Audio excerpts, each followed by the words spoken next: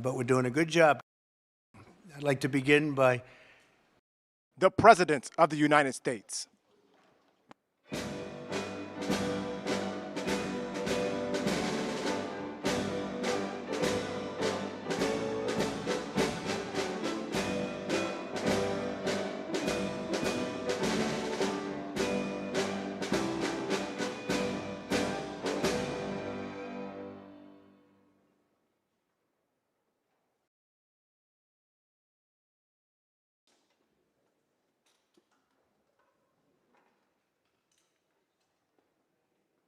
And we have a lot of great people here, and we've been looking forward to this day, but we sort of look forward to every day because we have a lot of surprises, most of which are good. Today you saw GDP was much higher than anticipated, and Scott, good job. Scott Bessent's been working, just got back from a little excursion and a meeting with China in Europe. And that went well. We've done very well with the EU deal. It's a very big deal, I guess. They say the biggest trade deal ever made by far, probably is. Just completed Japan and many other countries. And hundreds of billions of dollars is flowing into our country. We've never seen anything even close. And that's not me saying it, that's everybody saying it. And it's going to be something really, really very special. Maybe even more importantly, factories for AI and for cars and for lots of other things are being built in this country or planned to be built very shortly. They'll be starting. And where they need great amounts of energy, like for AI, they're going to be, I've given them approval. And Lee Zeldin has given them very fast approval to build their own electric powering plants, and they'll build them with the factory, so we don't have to worry about an ancient grid and all of the other problems, the obstacles people thought we were going to have that would make it impossible. And we're leading AI by a lot, and I think people are very impressed with our country. As they said, the King of Saudi Arabia and various leaders, and just about every leader I can even imagine.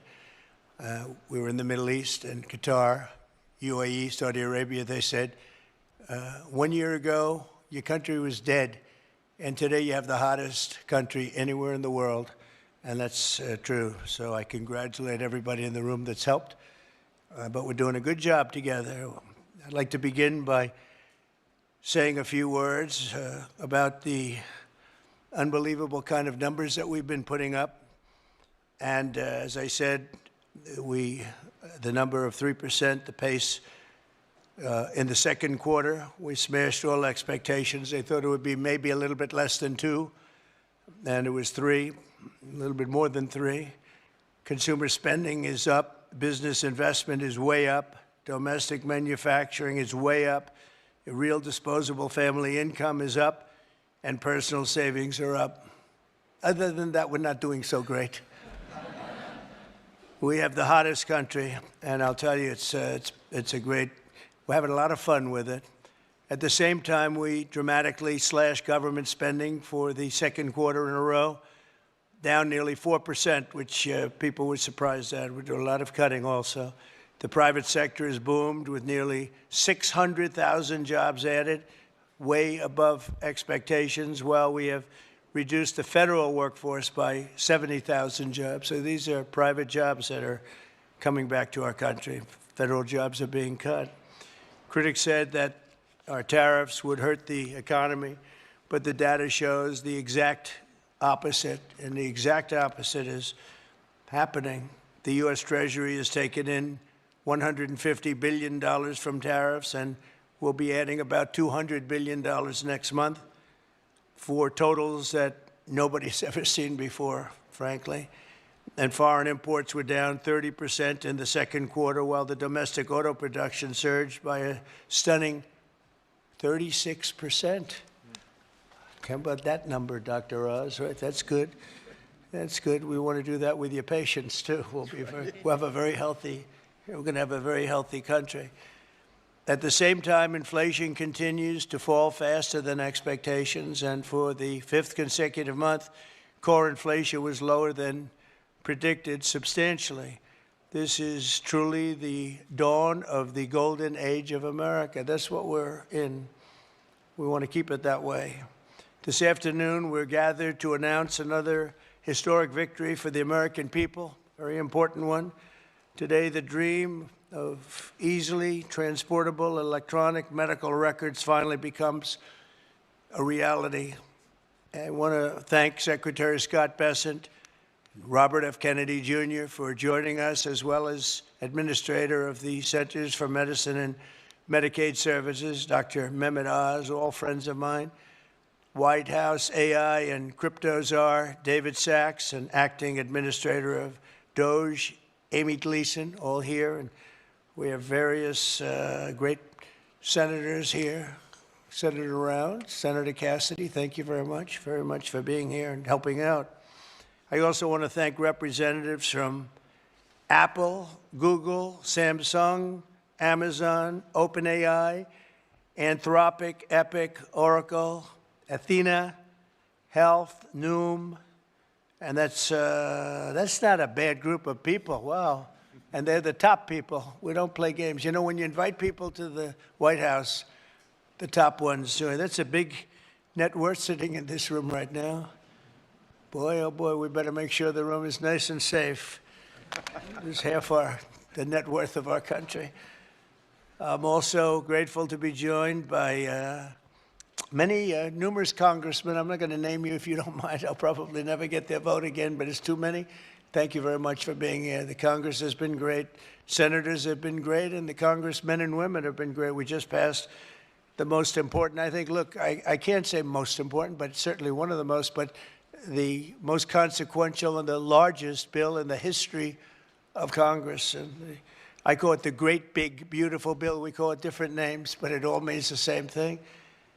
For decades, America's healthcare networks have been overdue for a high-tech upgrade, and that's what we're doing. The existing systems are often slow, costly, and incompatible with one another. But with today's announcement, we take a major step to bring healthcare into the digital age, something that is absolutely vital. You got to do it. Moving from clipboards and fax machines into a new era of convenience, profitability, and speed, and frankly, better health for people.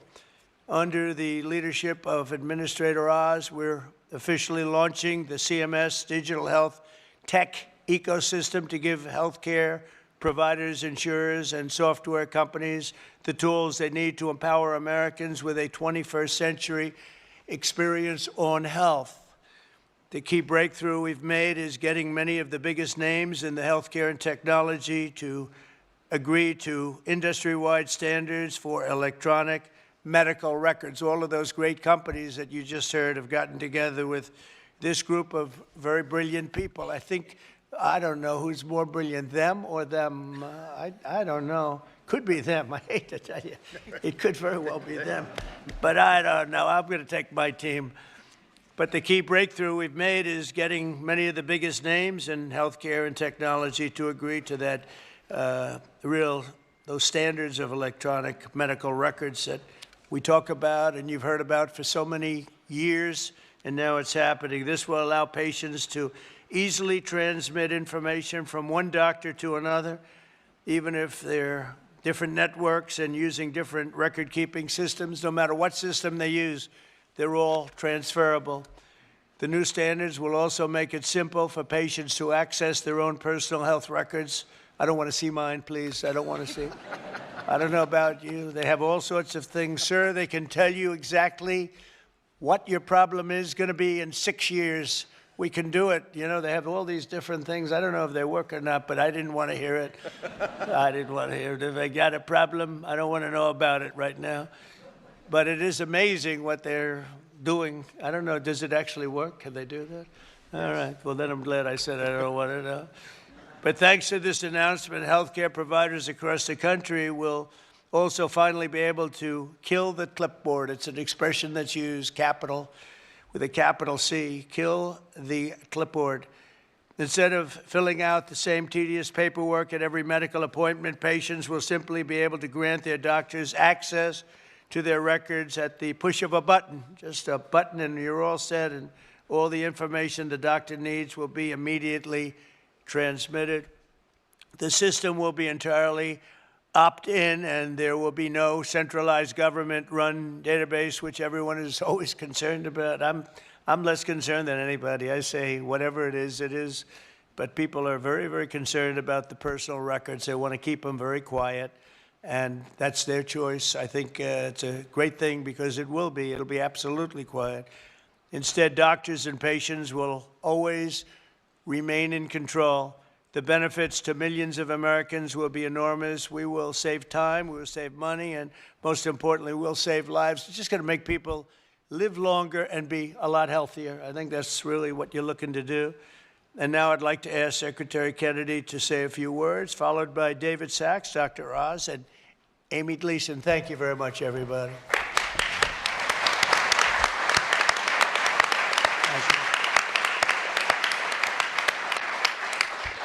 Thank you very much, Mr. President. And I just want to begin by making a comment that is irrelevant to what we're gathered here today to talk about. But I've been coming to this building for 65 years, and I have to say that it's never looked better.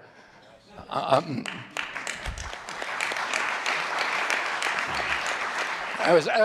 spent some time in the Oval Office, which it really it's been transformed. And I was looking at a picture of the Oval Office the other day when I was there, when I was a kid with my uncle. And, you know, it was an extraordinary, it's always an extraordinary to go into that sacred space.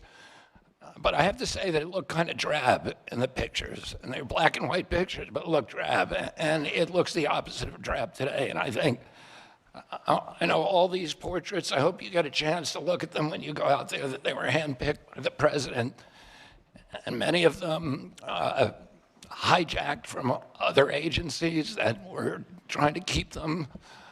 But I mean, you know, my uncle, my aunt, Jackie, who were deeply committed to design, to beauty, and who understood that it's important to have our public buildings be beautiful because it inspires us, it elevates the human spirit.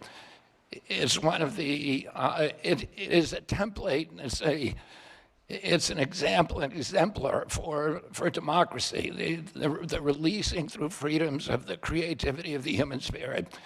And this building, of all buildings, should look beautiful. And under your stewardship, it looks extraordinary today. So thank you, Mr. President, for that. About 3 weeks ago, I met with the Indonesian health minister. And Indonesia today is regarded as the highest flourishing nation on earth. Since 1990, it has increased the lifespan of its women by 8 years, of its men by 9 years. There's no country that has a record like that. And there are two major innovations that allowed them to achieve that extraordinary outcome. And one of those was to disincentivize people from eating processed foods. Oh, you are paid not to eat processed foods, and you are penalized for eating processed foods. The other innovation that really transformed Indonesia was allowing people control of their individual health records. He showed me the app that they use that everybody in Indonesia has.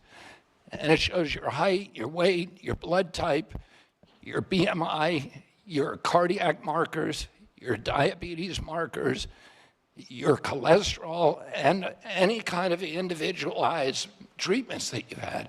So if you go to a doctor in another town, he doesn't do what we have to do here, which is to sit there with a clipboard and a fax machine in order to get your health records. It's available, and it allows them to give better treatment.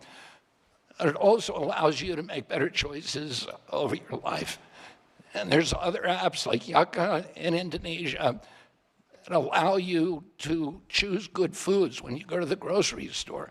So you can turn your app on your phone and you can get full information of those foods. Well, now if you have your medical records, you can get personalized advice. And that app will also give you advice about a better alternative.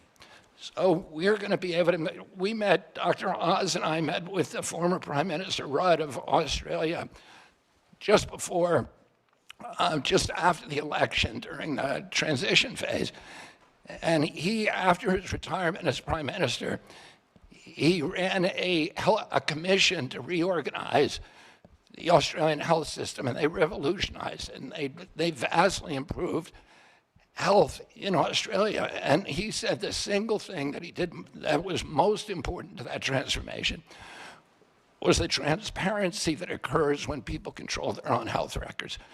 Because it gives people the choice over their own health decisions and over their own lives, and it gives them a sense of responsibility and allows them to measure the interventions if they change their diet, if they change their exercise. It can show you how many steps you took today. It can tell you if your glucose is spiking. And all of that information will now be available to American citizens. 60 years ago today, we passed Medicaid and Medicare in this country. And we have 60 CEOs in this room of these extraordinary companies, some of which the president just mentioned, that have all agreed voluntarily to start sharing information. President Trump, during his first term, passed the interoperability rule. And it was intended to do this. For 20 years, the federal government has been trying to do this. Everybody recognizes it's absolutely critical innovation for us advancing the health of American citizens, to give them responsibility and to give them control over their own healthcare choices. But unfortunately, you ran out of time the last time around. President Trump gave us instructions that he wanted this to happen within 6 months. We barely made it under the wire thanks to Dr. Oz's leadership.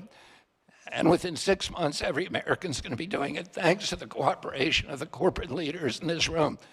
You know, about 3 months ago, I met with the food executives, and I asked them to voluntarily come forward and get rid of food dyes, of the 9 synthetic petroleum dyes.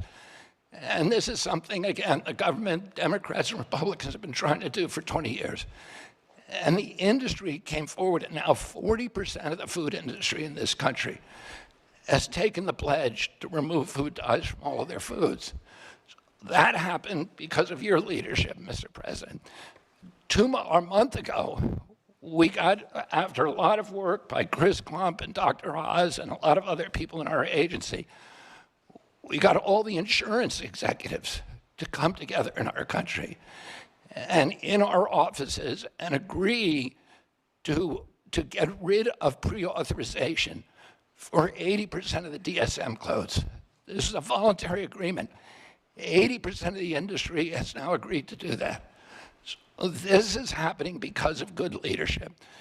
President Trump, you've asked us to think big, you've inspired us to dream big, and you've enabled us to accomplish things that no other president has been able to do. So I want to thank you for your leadership, for allowing this to happen, and with your leadership, we're going to make America healthy again. Now I want to introduce my friend, my colleague, the crypto czar, the acting administrator of Doge, David Sachs.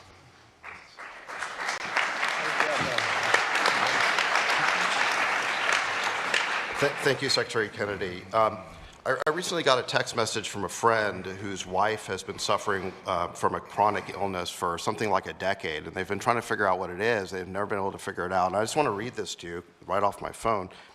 He said, I uploaded my wife's blood work into one of our leading AI engines on Friday.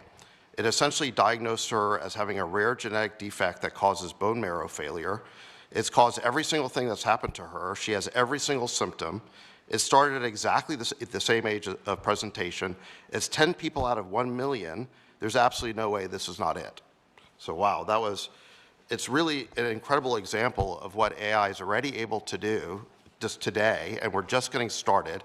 And this was one person putting his wife's data in one of our consumer AI apps, and he's already been able to get that diagnosis, and that's going to help them tremendously.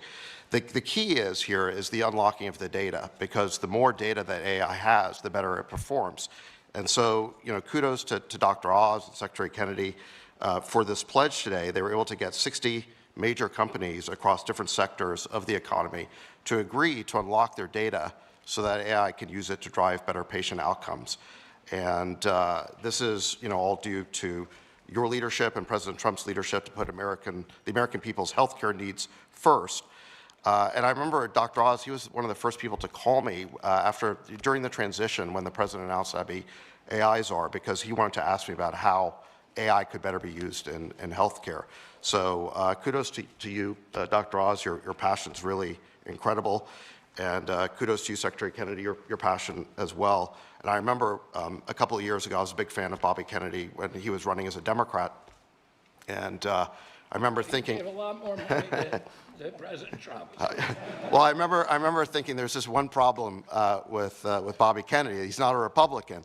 But thanks to President Trump, I think we fixed that. So, and I think that, getting people like Dr. Oz and Bobby Kennedy into the administration is a testament to President Trump and the talent that he's able to attract and pull together, and the partnerships that he's able to forge, because these are people who could be doing other things. So it's really a testament to the great talent that President Trump always attracts around him. Today's pledge by these companies is going to tear down barriers that allows both startups and established firms to compete freely. We're opening up the playing field so that the best tools can scale, compete on value, and discover new methods for making Americans healthy again.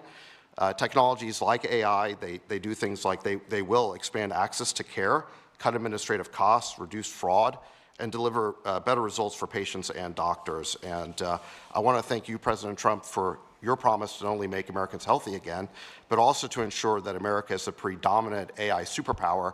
Just last week, you announced a major AI action plan with hundreds of billions of dollars of new investment in AI infrastructure, and also getting red tape out of the way so that we can be the leading country in AI. And it's these life-saving applications that are going to be built on top of all of that infrastructure. So thank you for your leadership in making the United States the #1 country in AI.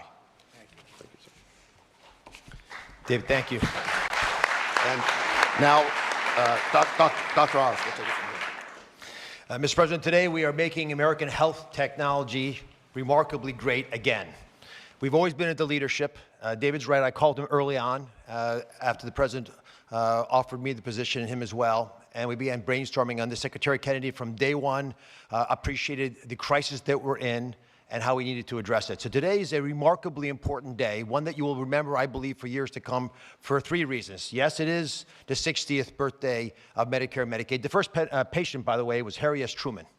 Although Lyndon Johnson signed the legislation 60 years ago today, not far from here.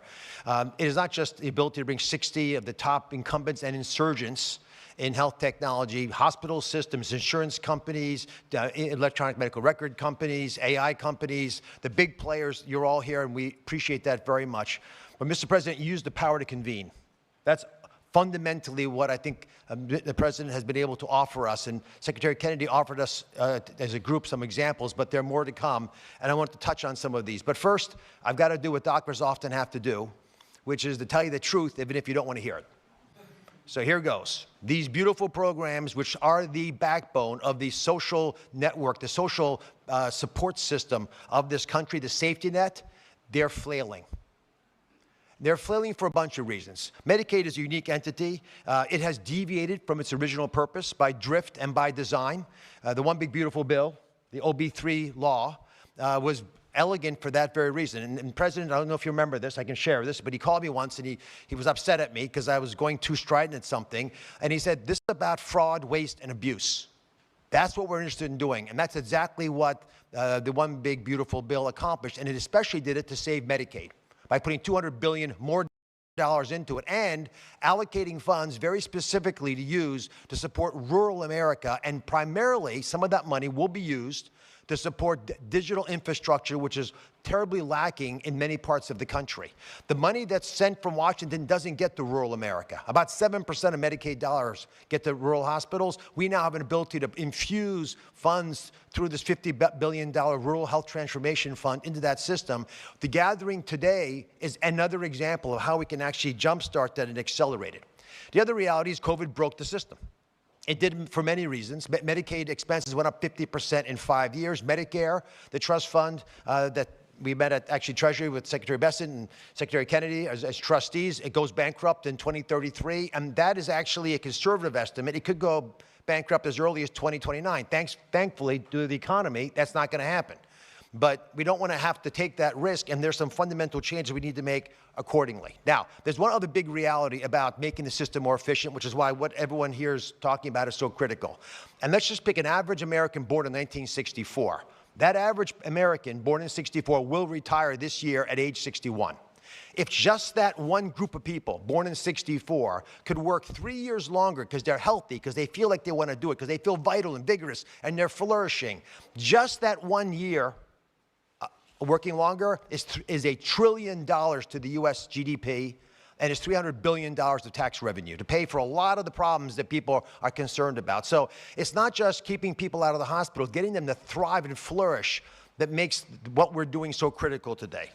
I think there are a lot of realities to how healthcare has gone. Unfortunately, this system is frozen, and it has been for many reasons, despite efforts in the first administration. It's frozen in time, so it cannot address the quality lags that exist. While Netflix and Airbnb and Uber drivers are racing ahead, making arrangements, identifying the problems that are challenging us in healthcare have become incredibly difficult. You can't make appointments. The average Americans are tired. They're tired of waiting for a doctor's appointment. They're tired of waiting for the surprise of what your hospital bill is going to offer. That's being addressed by one of the president's executive orders. They're tired of waiting for access to their medical records. You own your medical records. They're yours. Why you can't have access to them is a stunning reality in modern day America. They're also tired of waiting for Washington to take action. And this president early on emphatically stated that wasn't going to happen anymore. And today we made that vision into a reality. And there's a fine line between vision and hallucination. What you did today was show it's a vision, because you share it with us and we're moving ahead on it. And that's what today's commitments essentially are reflecting. And they are pledges, they're not laws, they're nimble and they're fast and they're quick, because the president understands that you, each of you in your own way, understand these needs. And Secretary Kennedy spoke beautifully about the reality of what happens when you actually have electronic records, because what he said is happening in Indonesia, we'll have here. Within a year, on your device, and 91% of Medicaid patients have smartphones. On this device, you'll get insights based on your records if you want. You don't have to take this, but if you desire, Amy Gleason is one of the smartest people I've ever worked with, has built a mechanism to be able to get you that information in a way with all these partners helping, so that you can get nudged to pay attention to what you're eating and avoid processed foods that Secretary Kennedy smartly and wisely highlighted as so dangerous to our well-being. All of this, by the way, is that will be at the fingertips. In addition, advice about which doctor to see, when to go see them, nudges, reminding you why I didn't do certain things. If you're a doctor like me, it's a very different story. It's to help you navigate the system better. It's giving you advice, decision support, which is becoming increasingly important as medicine gets more difficult. But I'll tell you the best thing of all, how many of you have been with your doctor telling them something heartfelt, very emotional, and they're looking to the side, typing into their computer, right? It's common. Put your hands up. I just want to see it. Yeah, most everybody. And that's unfortunate, because the whole sacrament, the whole covenant of being with the doctor is having them look you in the eyes and realize you're there for each other. That process is going to go away. We will, within the workflow of doctors, be able, with your help, allow physicians to take care of patients, gather the information while they're doing it, and will destroy the upcoding that has hurt Medicare Advantage and other programs in a similar fashion. The IT infrastructure that's going to change promises to improve a lot of things. We're going to cut fraud, waste, and abuse. Mr. President, we announced with the DOJ 2 weeks ago a $15 billion bust. $15 billion, it's a multinational criminal syndicate based primarily, we believe, in the Soviet Union, in Russia.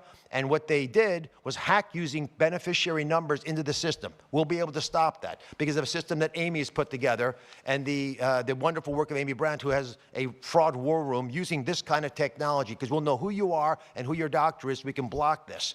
We're going to have remarkable advances in how consumers can use their own records. We'll have beneficiaries be able to get MAHA advice and prevention tips and even be able to nudge them and reward them perhaps for that. And all this comes back to one fundamental issue, Mr. President, which is leadership.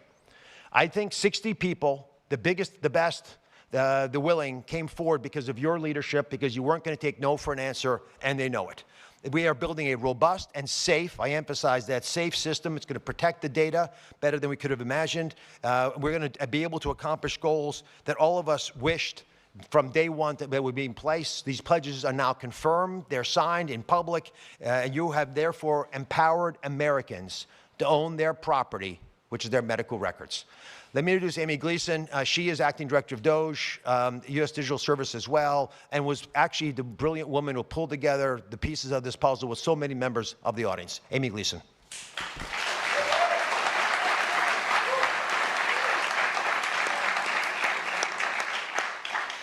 Good afternoon. First, I would like to thank President Trump for his leadership in this area, and Secretary Kennedy and Administrator Oz for driving this work with clarity and urgency. I would also like to thank my colleagues who have been instrumental to this, and we've worked a lot of late nights and hard times on this, and it would not have been possible without them. I want to start today with my daughter Morgan, who's here in the audience. If you'd please stand up. I am so inspired and energized by your strength every day. And we also have two other patients here, Randy and Tom, who have been very inspiring. Thank you for being here today. You're why this all matters. Let me start talking about my daughter's history. So 15 years ago, she was diagnosed with a rare disease. She was 11 years old, and she started showing mysterious symptoms. Over the last year and a half after that, she saw the country's best doctors, but she still continued to get worse. At some point, she couldn't stand up off the floor or walk up the stairs, and we still had no answers. I carried a binder of paper records to every doctor's appointment so that I could keep them aligned. And I truly believe that if one of those doctors had been able to see her whole history, they would have diagnosed her faster. And if we had just had today's AI, then they could have connected the dots that the humans missed. Today, Morgan takes 21 pills a day, gets 2 infusions a month, and has over 40 patient portals. Her disease is very rare, but her experience, it's very common. And that is what we're here to fix today. Too many patients are forced to remember all the doctors that they've been to and log into portal after portal, repeating their story at every visit, and they don't have the digital tools to help them stay well. Meanwhile, every other part of our life is digital. I can order groceries and have them delivered in minutes. I get personalized recommendations on my other apps. But in healthcare, we still see it on paper and manual situations. But today, thanks to President Trump, we're changing that. Over 15 years, we've tried to regulate our way to a better outcome. And we have gotten a path forward, but they have not delivered the modern healthcare experience that Americans expect and deserve. I'm so proud today that these 60 companies have voluntarily stepped forward to make a pledge, to take action, and to join us, to say, we're ready, let's fix this, we're in. We're trying something different. It's not regulation or rulemaking. This is a voluntary alignment around a shared vision, a commitment to work across boundaries, across competitors, and across silos. We're bringing together data sharing networks, electronic medical records, doctors, health systems, payers, and app developers. And we're asking one simple question: what can we do right now to make this work for patients? The companies pledging today are agreeing to collaborate, even with their direct competitors, because they know we can't keep kicking the can down the road. We have to stop talking about data interoperability and make the data flow. Here's something important. Not all patients will want these tools. Some will rely on their caregivers, and others will rely on their doctors, so they don't have to carry it themselves. But no matter how people engage, we must make sure it works for everyone. CMS is doing its part. We're clearing the path for innovation by building the long overdue National Provider Directory, a kind of digital map for healthcare that connects systems in real time and helps patients get more coordinated care. We're also modernizing Medicare.gov to feel more seamless and smart like other apps we use. But the government can't do this and shouldn't do it alone. These tools we need to make daily decisions must come from the private sector, and that's why this is so important. So let me tell you what this might look like after our collaborative effort. So Morgan, in 6 months from now, might show up to her doctor's appointment, and instead of filling out a clipboard with her 21 medications, 12 doctors, and her entire medical history, she can just pull out her phone and tap or scan a QR code and seamlessly transfer her digital insurance card, her verified medical record, and a digital summary that could help her provider get up to speed faster. We call this kill the clipboard, as President Trump said. After the visit, Morgan opens her AI assistant, a tool that she has authorized to access her records, and asks, what did the doctor say today? What did these results mean? What should I watch for now? And the assistant responds using her actual health history, explains her care plan in plain language, helps her track her symptoms, and even schedules follow-up visits if she needs them. And lastly, she has a new favorite app that helps her manage her chronic conditions. Because for years, Morgan has said what other patients say, I only see a doctor a few days a year, but I live with this disease every day. Today, we're starting with apps that can support patients 24 hours a day from anywhere in the world. They don't replace doctors, they just fill in the gap between visits so that care is continuous and not episodic. So what makes this effort different? Today, we have all these apps that want to provide these services, but they can't get the data because it is so hard for patients to access their records. But today, we have 18 network companies who are here pledging to fix the infrastructure that makes this possible. They're doing this through modern data sharing networks that removes the burden on patients and providers and makes it available in real time using modern identity, just like when you check in at the airport. These honor patient privacy and transparency, and most importantly, it's a movement to work together to remove the friction that's holding us back. Because access to information shouldn't be a luxury, it should be a standard. So for all the Morgans out there, come join this movement with us at cms.gov. Let's kill the clipboard and axe the facts. Let's help make health tech great again. Or in this case, maybe it's for the first time. Thank you, President Trump.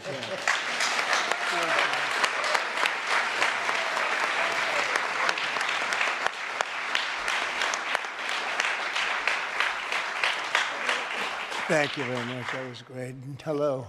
You look very, very healthy to me. You look really great. So just, I want to thank all of the companies that are here. These are big names, great people. Now you're doing something that's so important for our country, really for the world. It's beyond our country, I suspect. It's really for the world. So just keep it up. And you've hit new highs almost virtually every day for the last few months. And that makes your job probably a little bit easier. You're under very little stress. But someday you might have a little bit, but you're not going to have much. I think we're really going to great heights. But I just want to thank everybody, political people and the teachers and the companies and all of our cabinet. I even see Newt. Do I see Newt? I see Newt. Look at him. He's such a handsome man. He's a healthy man. We don't have to do any tests on him. But good to see you, Newt. But I just want to thank everybody. This is a very big undertaking, and it's a very serious undertaking. It's going to make a lot of people lead a much better life. Thank you all very much for coming. Appreciate it. Thank you. Thank you. Can I call you by MFN? Yeah. Can we start?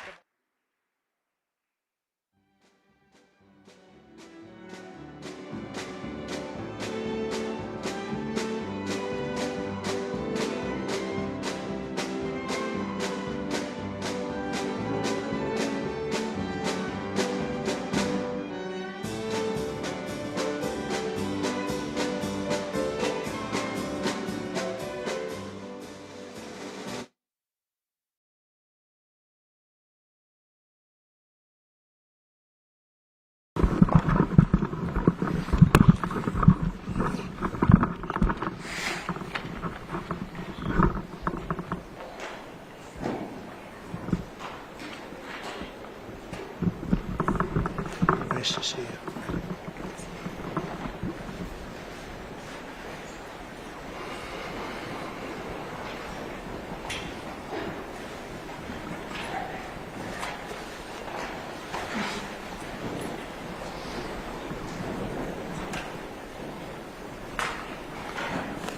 Well, thank you very much. It's a beautiful Sunday in Scotland, and we thought we could cut things short and certainly travel distance, right, by having our meeting here. So we discussed options, and it's an honor to have the President of the European Union with us. Ursula's been really done a terrific job for them, not for us, but she's done a great job for them. And she's highly respected by us also. And we look forward to talking to see if we can do something. We've had a very good relationship over the years, but it's been a very one-sided transaction, very unfair to the United States. And I think both sides want to see fairness, but it's been a very, very one-sided deal. And it shouldn't be. And so we're here with her very brilliant staff, and hopefully we'll resolve a few issues. But it's a great honor. You know, we just built this ballroom, and we're building a great ballroom at the White House. The White House has wanted a ballroom for 150 years, but they never had a real estate person. You know, no president knew how to build a ballroom. But this just opened, you know, a relatively short time ago, and it's been quite the success. And I think, I was just saying, I could take this one, drop it right down there, and it would be beautiful. This is exactly what they've wanted. But it's an honor to have you at the new ballroom at Turnberry. And thank you very much. Thank you. Thank you very much, Mr. President. Thank you very much for inviting me here. Indeed, it is today about trade between the European Union and the United States. We're together the two largest economies worldwide. Right.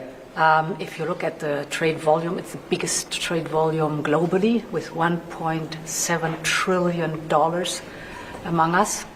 And if you look at our markets, it's a huge market, 800 million people if you take the United States and the European Union. So I'm very much looking forward to the discussions we will have now.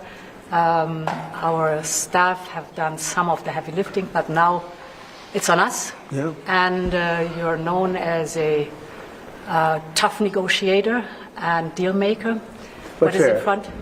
And fair. And what is in front of us? That's less important. If we are successful, I think it would be the biggest deal each of us has ever struck. So I'm very much looking forward. Ever struck by anybody? That's Yeah. true. Yeah. That's true. Right now we have that honor goes to Japan. We just struck a deal with Japan, as you know. And we're very close to a deal with China. We really sort of made a deal with China, but we'll see how that goes. And we have numerous other deals. And mostly I'm just going to charge tariffs. And, you know, there's not a deal per se, but people are going to pay tariffs. And we're doing them at the low end, not the high end, because we don't want to hurt anybody. And pretty well, but you and I both figured this is really the biggest trading partnership in the world, so we should give it a shot, right? Yeah. Very much looking forward to that. Oh, thank you very much. Thank you. I do too. Any questions, please? Well, on Friday, you put the chances of a deal at 50%, maybe less. It seems like you're in quite a good mood. How would you rate those chances now? I'm actually not in a good mood, but I will tell you, I think the chances are, yeah, I think Ursula would say, probably 50-50 of making a deal. I hope, you know, I'd like to make a deal. I think it's good for both, but yeah, I'd say 50-50. And what would you say the main sticking points are at this moment? We have 3 or 4 sticking points. I'd rather not get in. We'll be discussing them. But I think the main sticking point is fairness. Okay. Please. Why you're in a bad mood? Was it a bad morning of golf, or why you're not in a good mood? No, the golf was beautiful. It's golf can never be bad, even if you play badly. It's still good. If you had a bad day on the golf course, it's okay. It's better than other days. But no, I think I look forward to this meeting. You know, we've had a hard time with trade with Europe, very hard time, and I'd like to see it resolved.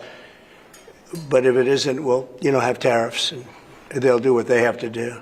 But we have a good chance of getting it resolved. We'll probably know in about an hour. It shouldn't take that long. It's, you know, it's complicated, but not really complicated when you get right down to it, right? Well, pharmaceutical. August 1st deadline? Is there any chance that gets... No. The August 1st is there for everyone. The deals all start on August 1st. Most of the deals, other than steel and aluminum, which we've been getting 50% tariffs from, I guess, just about everybody, and those have come in. We've taken in, hundreds of billions of dollars just on steel and aluminum. You've seen the numbers. We had a tremendous amount of money come in over the last month, and it's coming in, very rapidly, which is fair. We have a lot of steel mills and plants, aluminum mills and plants being built.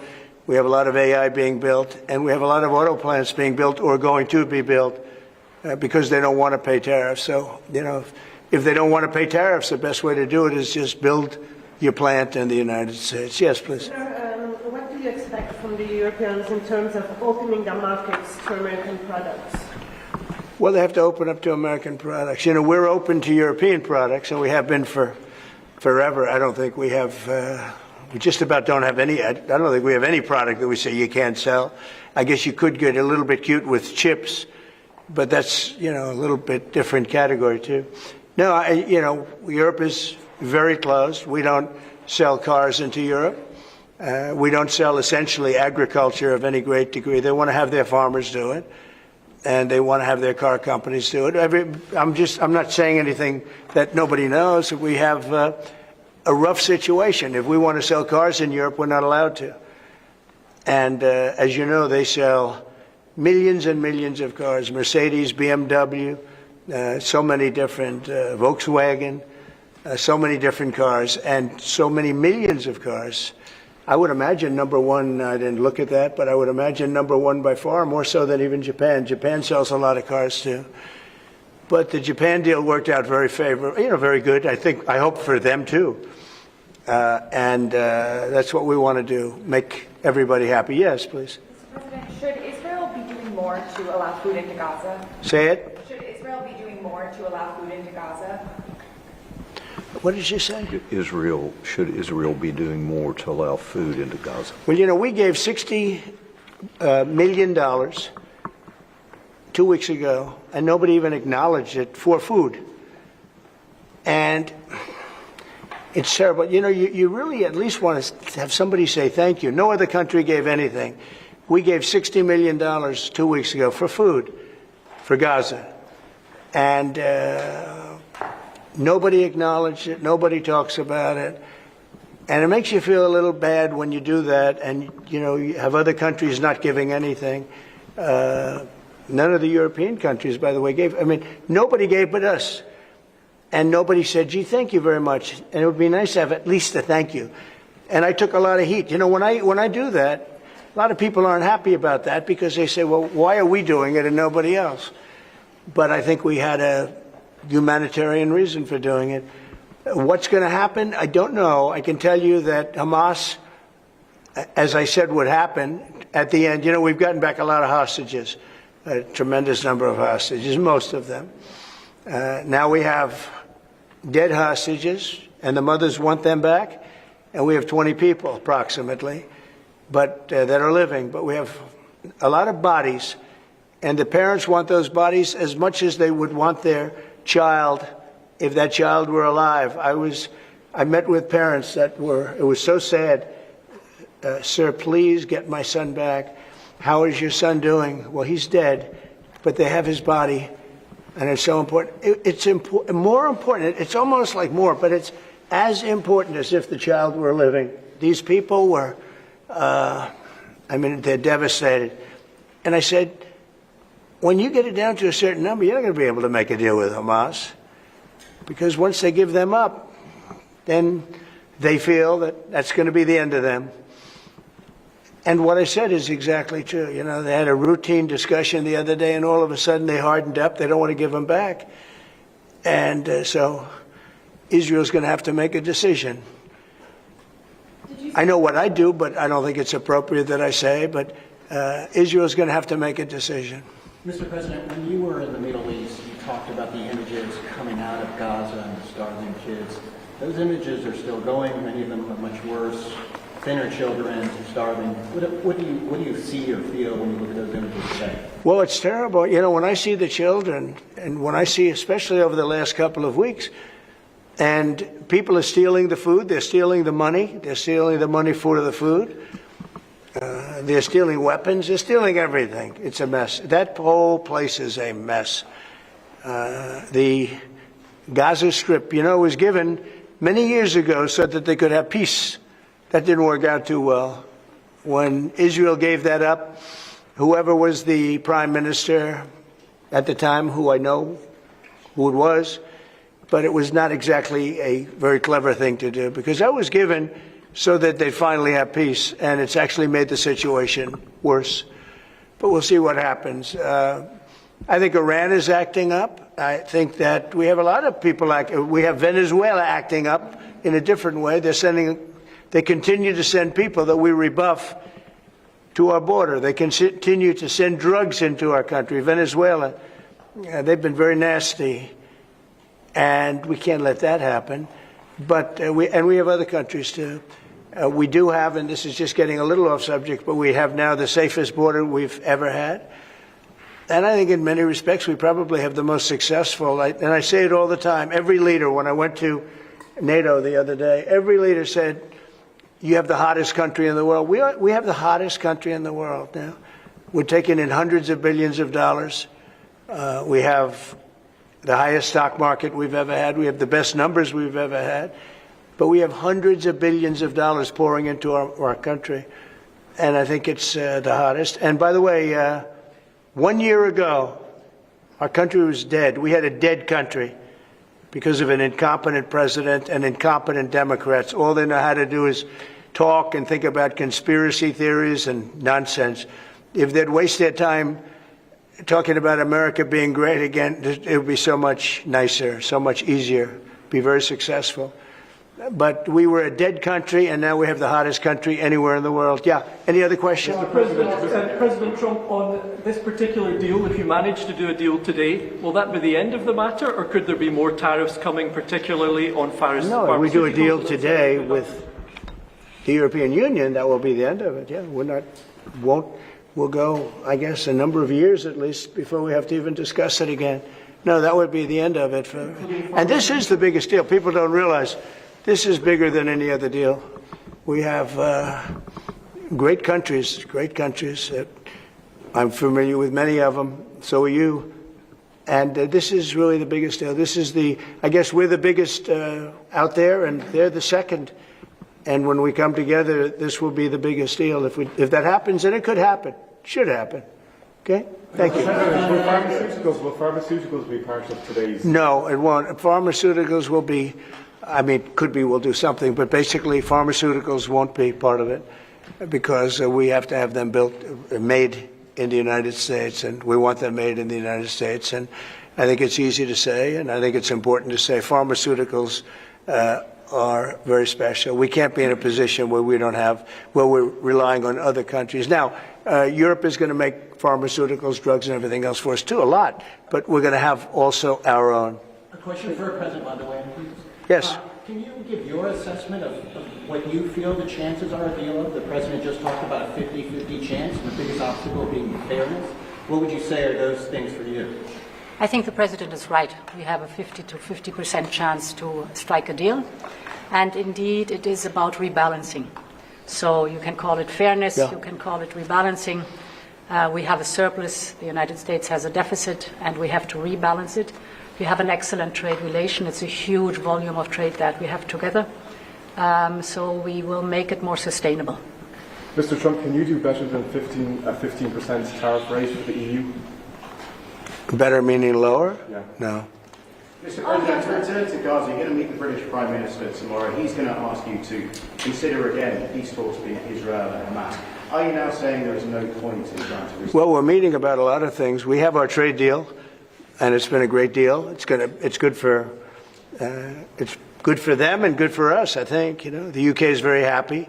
They've been trying for 12 years to get it, and they got it, and it's a great trade deal for both. It works out very well. But we'll be discussing that. I think we're going to be discussing a lot about Israel. They're very much involved in terms of wanting something to happen. He's doing a very good job, by the way.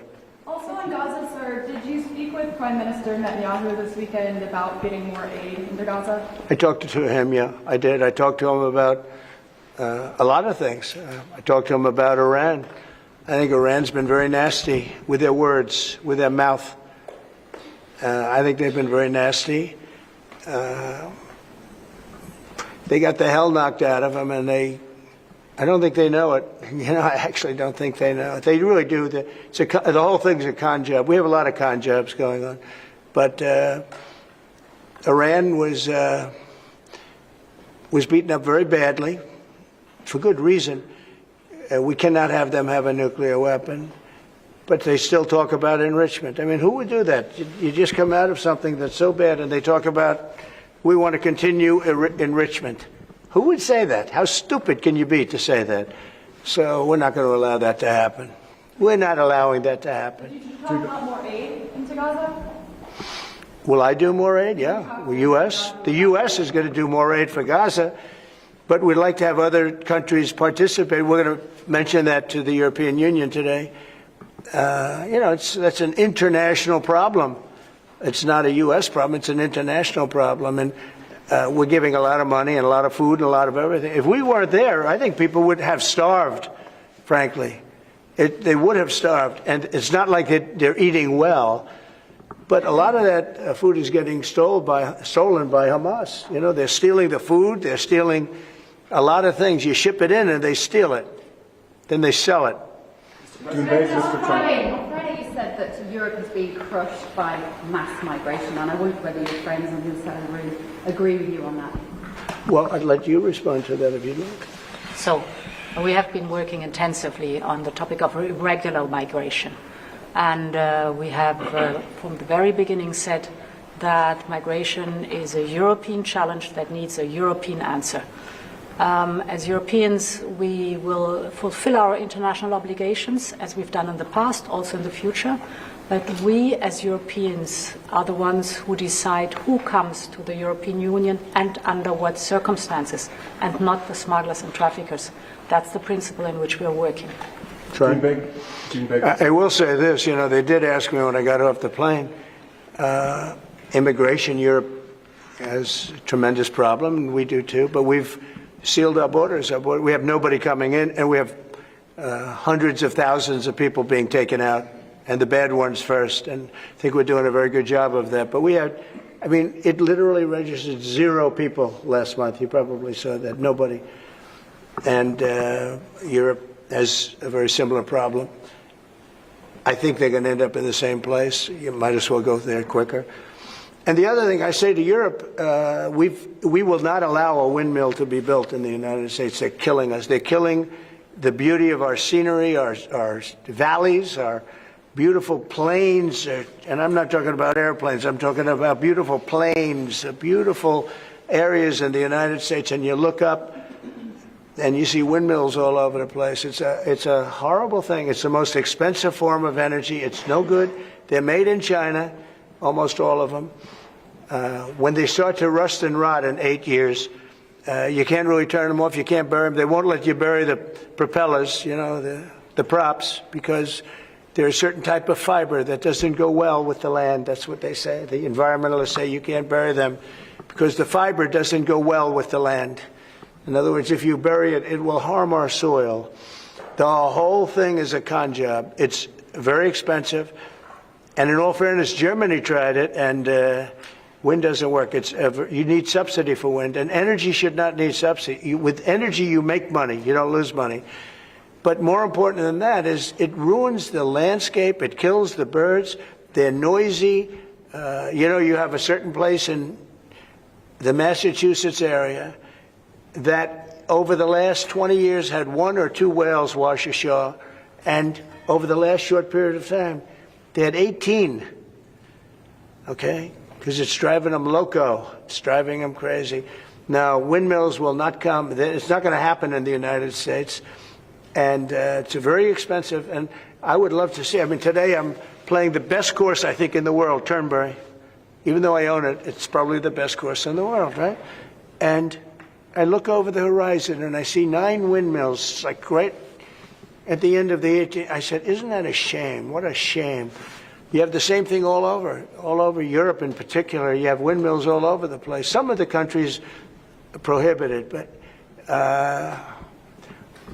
people ought to know that these windmills are very destructive. They're environmentally unsound, just the exact opposite. Because the environmentalists, they're not really environmentalists. They're political hacks. These are people that they almost want to harm the country. But you look at these beautiful landscapes all over the world. Many countries have gotten smart. They will not allow it.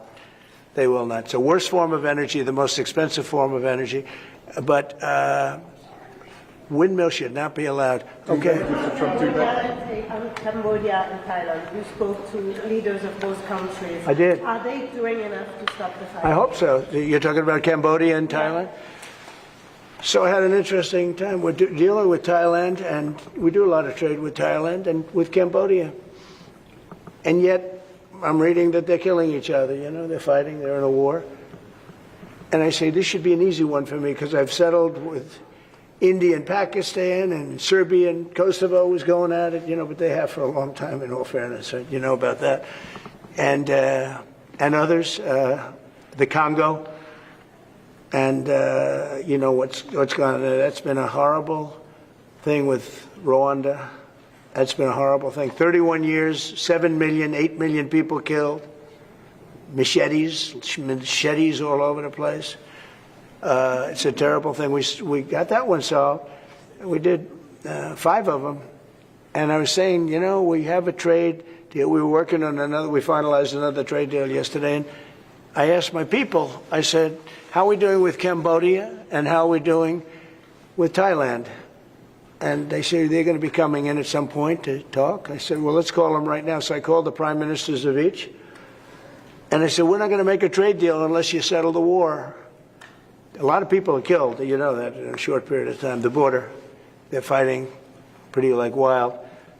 And I spoke to both of the prime ministers, and I think by the time I got off, I think they want to settle now. I know they're meeting today or tomorrow, and we're going to work with them. Marco Rubio's working with them also, his people, and him.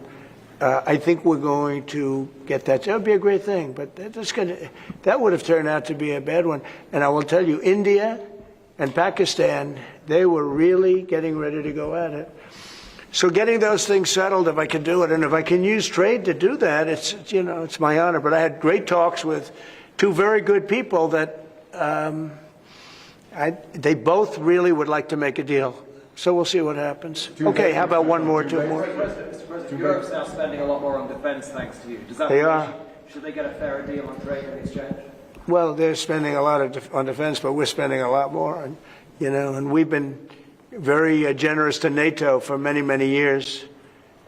And but we had a terrific meeting with NATO. I'd love to do as well. We had a meeting where they put up 5% instead of 2%, and they're going to pay it instead of not paying, because many people didn't pay the 2% or anywhere near it, and the 2% was too low.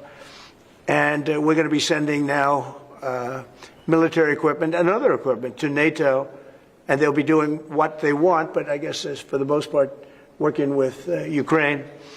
But we had a fantastic meeting. I guess it's now almost 4 weeks ago.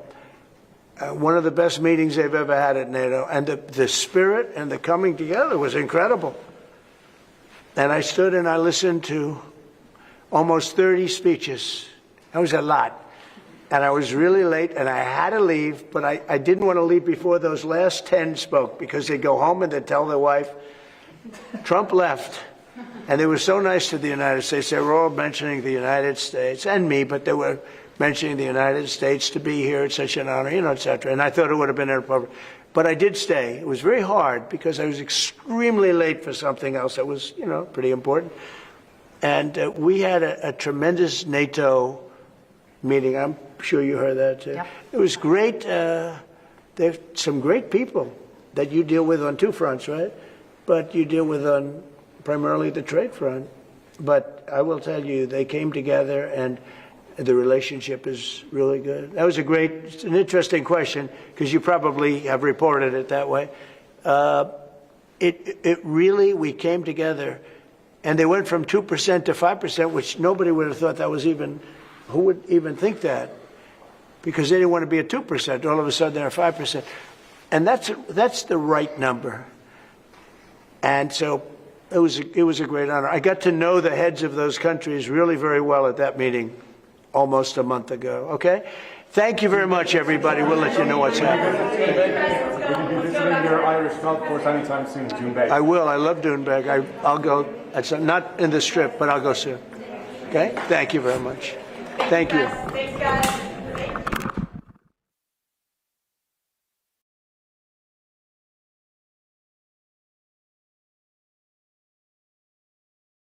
Everybody, and we've just completed what many are saying is the most successful. What was that noise? That must have been Elon. Was that who was it? Bobby's phone is quacking. Strange. That's all right. We've just completed what many consider to be the most successful first 100 days of any administration in the history of our country, and we're just getting started. Things are happening that are amazing, and I would not say it if it weren't fact. In a few short weeks, we've achieved the most secure border in American history by far, 99.9%, which is a number that nobody thought was doable. Biden thought you had to go back to the legislature to get legislation passed in order to create a secure border. You didn't. You just had to have the right president and the right people working it. Congratulations, by the way, and to Tom. For 2 months in a row, we have set the all-time records for the lowest number of illegal border crossings ever recorded. The number of illegal border crossers released into the United States is down 99.999%. That is usually 100%. So I think it's an amazing tribute, and Christy, congratulations, and Tom and everybody else. It's an amazing job, actually, and it was done very quickly. We officially designated Tren de Aragua, MS-13, and the Mexican drug cartels as foreign terrorist organizations, and we're expelling these monsters from our country rapidly and working with the Department of Justice. Pam, you're doing fantastic. Your people are amazing. We're having some judge problems. Everybody's reading. We're having some judges that don't like, killers, murderers being thrown out of the country, so I don't know what their problem is, but we have little difficulty. We won on the basis of a great border and of getting criminals out of our country. That was why we won every swing state. We won by millions of votes. We won everything. Every metric we won by a lot. It was a massive victory, and we won, I think, largely because of this issue. I put this issue as number one issue. And they don't want us to do what we're supposed to do, and I don't think that can be. And I hope the Supreme Court is going to fully understand what's going on. We have to get the criminals out of our country, and that's the basis under which we won the election. Core GDP, and this is, you probably saw some numbers today, and I have to start off by saying that's Biden. That's not Trump, because we came in on January, this is quarterly numbers, and we came in and I was very against everything that Biden was doing in terms of the economy, destroying our country in so many ways. Not only at the border was more obvious, but we took over his mess in so many different ways. Core GDP, removing distortions from imports, inventories, and government spending, was up plus 3% when you add it. We had numbers that, despite what we were handed, we turned them around, and we were getting them really turned around. Gross domestic investment was a whopping 22%. Now, that is a number that people are coming in at numbers. For instance, I just walked in, I heard Samsung is now, because of the tariffs, they're going to build massive facilities in the United States. If we didn't do the tariffs, they wouldn't be doing that. So it takes a little while to get those facilities built, but they're coming in with big numbers. They're all coming in with big numbers. We have more money being spent than at any time in the history of our country. We're up to close to $8 trillion, I think I can say. And really, it's going to be a lot higher than that. Those are just the ones that we know about. 8 trillion. I'm not going to say, but I'm not sure if Biden did $1 trillion for 4 years, 1 trillion. But we're at 8 trillion for 2 months, because let's give us a pass on the first month. We were sort of getting a little bit used to things, right? But after 2 months, we have $8 trillion. There's never been a number like that. And that includes chip companies, car companies, every form of manufacturing, high-tech companies. Nobody's ever seen anything like it. So $8 trillion. I can talk about gross domestic product, gross domestic investment. I can talk about a lot of things, but to me, the biggest numbers, the kind of numbers that are, and these people are coming in. Our Secretary of Commerce spent the weekend, he went down to Arizona to see what was happening with the biggest chip company in the world. And he said, Howard, you said, you've never seen anything like it. You want to just describe what you saw? So they're investing $165 billion in 1,100 acres in Arizona, and they're building the highest tech chip manufacturing, semiconductors, and 4,000 employees. You know, American tradecraft, right? Technicians doing every kind of work. The classic foundation of America is building it. They had 14,000 people. They're expecting 40,000 people to build the rest of their plants and to employ 20,000 people for the rest of the time. And this is all driven. You never saw a site like that. And this is all driven by your tariff policies. No chance this be happening without you. It's going to be about 40% of the chip market from that one section, and this is the biggest chip maker. They have 99% of the market. They come from Taiwan, and unlike the CHIP Act, which was done by Biden, where they hand everybody billions of dollars, the thing they don't need is money. They got plenty of money.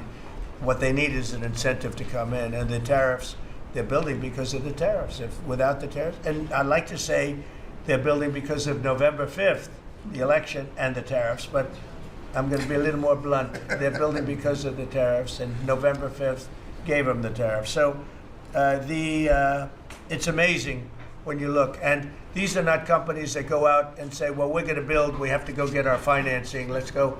Like we would, in New York, everybody would look, you get a building site, and then you'd look around for money, you'd look around for financing for 6 months, you'd get your financing. You'd build your building, the market would be good, you'd make money, the market would be bad, it wouldn't be so pretty, you'd have to negotiate, blah, blah, blah. This is different. These people have so much money, they don't know what to do. I asked Howard, did they finance it? No, they do it through cash. And they say that site, and they just started, they just announced it like a month ago, and they've already started. He said, I've never seen a site like it so big. So, you're talking about essentially a $50 billion building. Now, if you build a warehouse for $50 million, that's a big warehouse, Scott. But a $50 billion building, that's a lot. They're building the electric, they've become a utility. And I'm giving them the right to become. They're going to build their own electric, they're going to build their own electricity, which they need tremendous amounts of electricity. They're going to build it themselves. Anything they have left over, they'll hook that into the grid. But the grid is old and they're unreliable, and bad things can happen to grids. I said, if you want, you can hook into the grid, but that's a little bit risky. Or you can build your own electricity and become your own utility. And they, I think in all cases, are deciding to do that. So it's very exciting, and we have a lot of things going. We took over on January 20th. These are quarterly reports. We took over on January 20th. The tariffs haven't kicked in yet. I know that, and I don't want this to happen, but I know that China is doing very poorly right now. I just saw some reports coming out, and I don't want that to happen to China. I like the president a lot, President Xi. I don't want it to happen. I was actually saddened to hear it, but they are getting absolutely hammered in China. And, they're sending boats, the biggest boats in the world, carrying cargo like nobody's ever seen before. These are the biggest boats in the world, biggest cargo ships in the world. And they're coming and they're turning around in the Pacific Ocean. They're doing a big U-turn and going back because they don't want the goods, because 145% tariff. But at a certain point, I hope we're going to make a deal with China. We're talking to China, but their factories are closing all over China because we're not taking their product. We don't want their product unless they're going to be fair with us. And that includes intellectual property and other things. There are a lot of things far beyond just buy, sell. So we'll see what happens. But, I was not, because somebody said, well, were you happy? I said, I am not happy. I want China to do well. I want every country to do well. But they have to treat us fairly also. So with that, I think we're going to maybe go around, and we have some letters where the secretaries and people around the table are making statements about how they're doing and what's happening. And I could start with Pete on the left, because he's my least controversial person at the moment. No, they don't know how good he is. So we'll go around the table and you can hear it. And these are cabinet meetings where they're very open and transparent. And I can guarantee you Biden didn't do this. He didn't do this. Go ahead, Pete. Well, Mr. President, I think we're controversial because we're over the target. And like so many things, Mr. President, you inherited a demoralized military that couldn't recruit, that was perceived as weak after what happened in Afghanistan and elsewhere because of Joe Biden. And what we have seen since your election and the inauguration has been nothing short of a recruiting renaissance. Decades, it hasn't been decades since we've seen this kind of recruiting in the Army, the Navy, the Marine Corps, the Air Force. The men and women of America want to join the United States military led by President Donald Trump. And the police, by the way. Absolutely. And fire. I always mention the fire, but the police and fire, but the police and fire likewise they have waiting lists now, and 6 months ago was a disaster. Truly historic. We can barely absorb the volume and retention as well. Men and women in the military who don't want to get out now that they have a real commander-in-chief. We're reinforcing standards. We're going to be fit, not fat, in our formations. We welcome back all the folks who were forced out because of the COVID mandate. We've ripped wokeness out of the military, sir, DEI, trans, and it's Fort Benning and Fort Bragg again at the DOD. We're rebuilding the military, sir. The Golden Dome is well underway.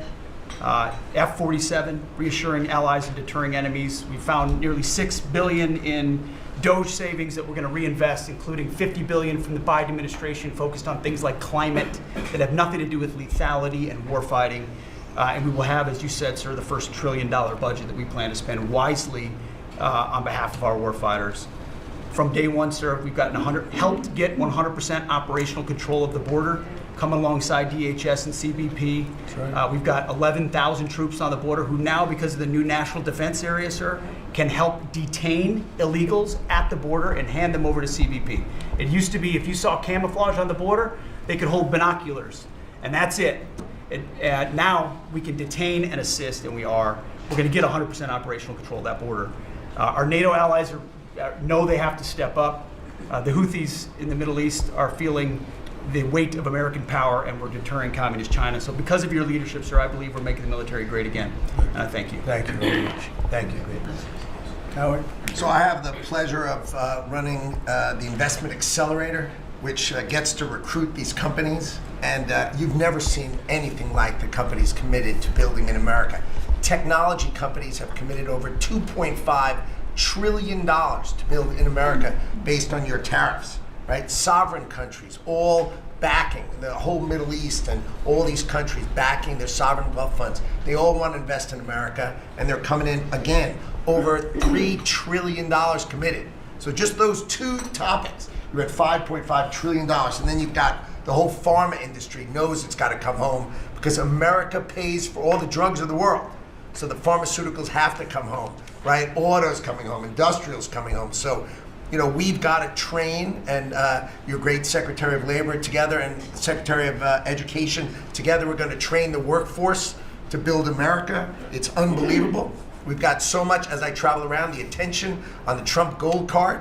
I mean, it makes me very popular. Last night, I was out to dinner, and someone came up and said, can I buy 10? And how do I buy 10? And I'm like, that's pretty good. It's $50 million for dinner. So, I was paying for my dinner. The External Revenue Service, right? You've got the tariffs and the hundreds and hundreds of billions of dollars coming in to build the External Revenue Service. That our objective, of course, is to replace the Internal Revenue Service and let those outside countries trading with us, let them pay their fair share to America. And then, of course, you got rid of de minimis. And what happened is these foreign countries were sending in little packages for free and knocking out our mom and pop businesses across America. You put an end to it, and you're going to rebuild the mom and pop and the small business of America. You're their president, and I'm proud to support you. It's very important. De minimis. It's a big deal. It's a big scam going on against our country, against really small businesses, and we put an end to it. Mr. President, so CAFE standards, we have the fuel economy standards on vehicles that are going to go to 50 miles per gallon. We are going to rewrite those standards, bring it down to something that's far more reasonable. Elon's fine with that, I hope. But it's going to drive down. It's going to drive down the price of a car in America, making cars more affordable for families. Also, Biden had the social cost of credit when we build infrastructure, roads and bridges, adding 3 to 5% on infrastructure costs. We've gotten rid of the social cost of carbon, driving down the cost to build roads and bridges across the country. We have what is called follow the law.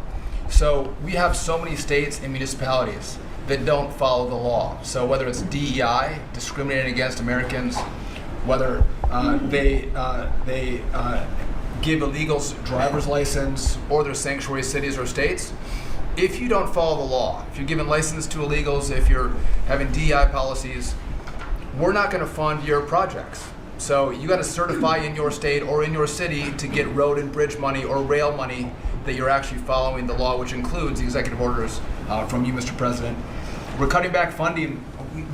We send research money, Mr. President, to universities to do research on more equitable and sustainable transportation systems.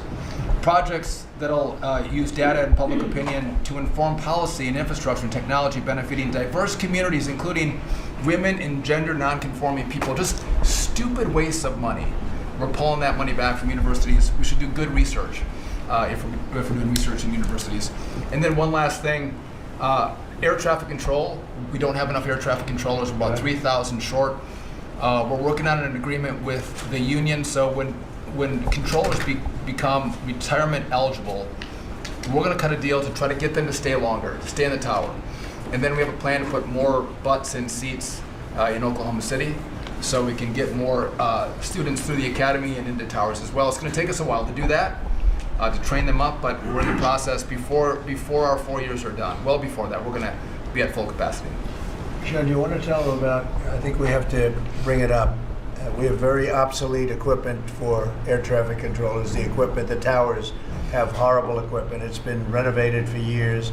The money they spent over the last 4 years, this Buttigieg did a horrible job. They wasted billions and billions of dollars hooking up wire equipment to non-wire equipment to satellite equipment, and you're not, a third grade student would know it doesn't work. You can't work it. They wasted tens of billions of dollars. But we want to put a brand new air traffic control system in, and you might want to describe that, please. You and I have talked about this. It's a state-of-the-art system, envy of the world, and it's. I mean, listen. Our system is safe, but you would have hoped someone would have seen that there's a problem with fixed-wing aircraft and helicopters coming in at DCA. Someone should have seen that before we lost almost 70 lives. It's our job to look and see that we have an aging infrastructure around air traffic control. And so if we don't build a brand new system, there's going to be failures and people will lose their lives. And so we need the help of Congress to help fund this, but it's going to be all brand new. And after you build a brand new system, we have the bedrock and the foundation to actually build on top of it. But no one has done this, Mr. President. There's Band-Aid fixes that have happened over the course of 20 years. You can't have a Band-Aid fix. It doesn't get done. It has to be brand new. The technology, it looks like it's out of a 1980s movie. Old computers, floppy disks. We're using copper wires, not fiber. So there are great solutions we have available that, and by the way, everyone's sick of their delayed flights or their canceled flights. We have more capacity in the airspace. And if we build this brand new system, what you'll have is more efficiency in the airspace, and it will be safer. So the economy will be stronger. We can have more flights and less delays. So I appreciate your support on that, Mr. President. Rebuilding that is very important. You wouldn't have had the helicopter crashing into the plane at 400 feet up when it's supposed to be 200 feet. Right. That would have, bells and whistles would have been gone over, and you would have heard the screaming equipment saying there's a problem coming up in 15 seconds. You got to do something about it right now. And it would have also sent the word right into the helicopter, because I guess you'll be doing the full report on that. But it was pretty obvious what happened. Right. And they were supposed to be at 200 feet. They were at 400 feet, and a terrible thing. And that wouldn't have happened if we had the right equipment. If we had the right equipment, you would have heard bells and whistles going off, and it would have alerted them long before that would have happened. 2 minutes before, it would have had a lot of time. So we have to do this. We have no choice, and we're going to do it. And we're going to be very proud of it.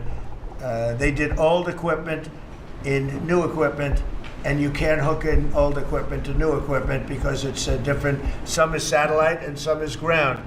The satellite doesn't work. This man would know that better than anybody, but you can't hook up a satellite system to a ground wired system.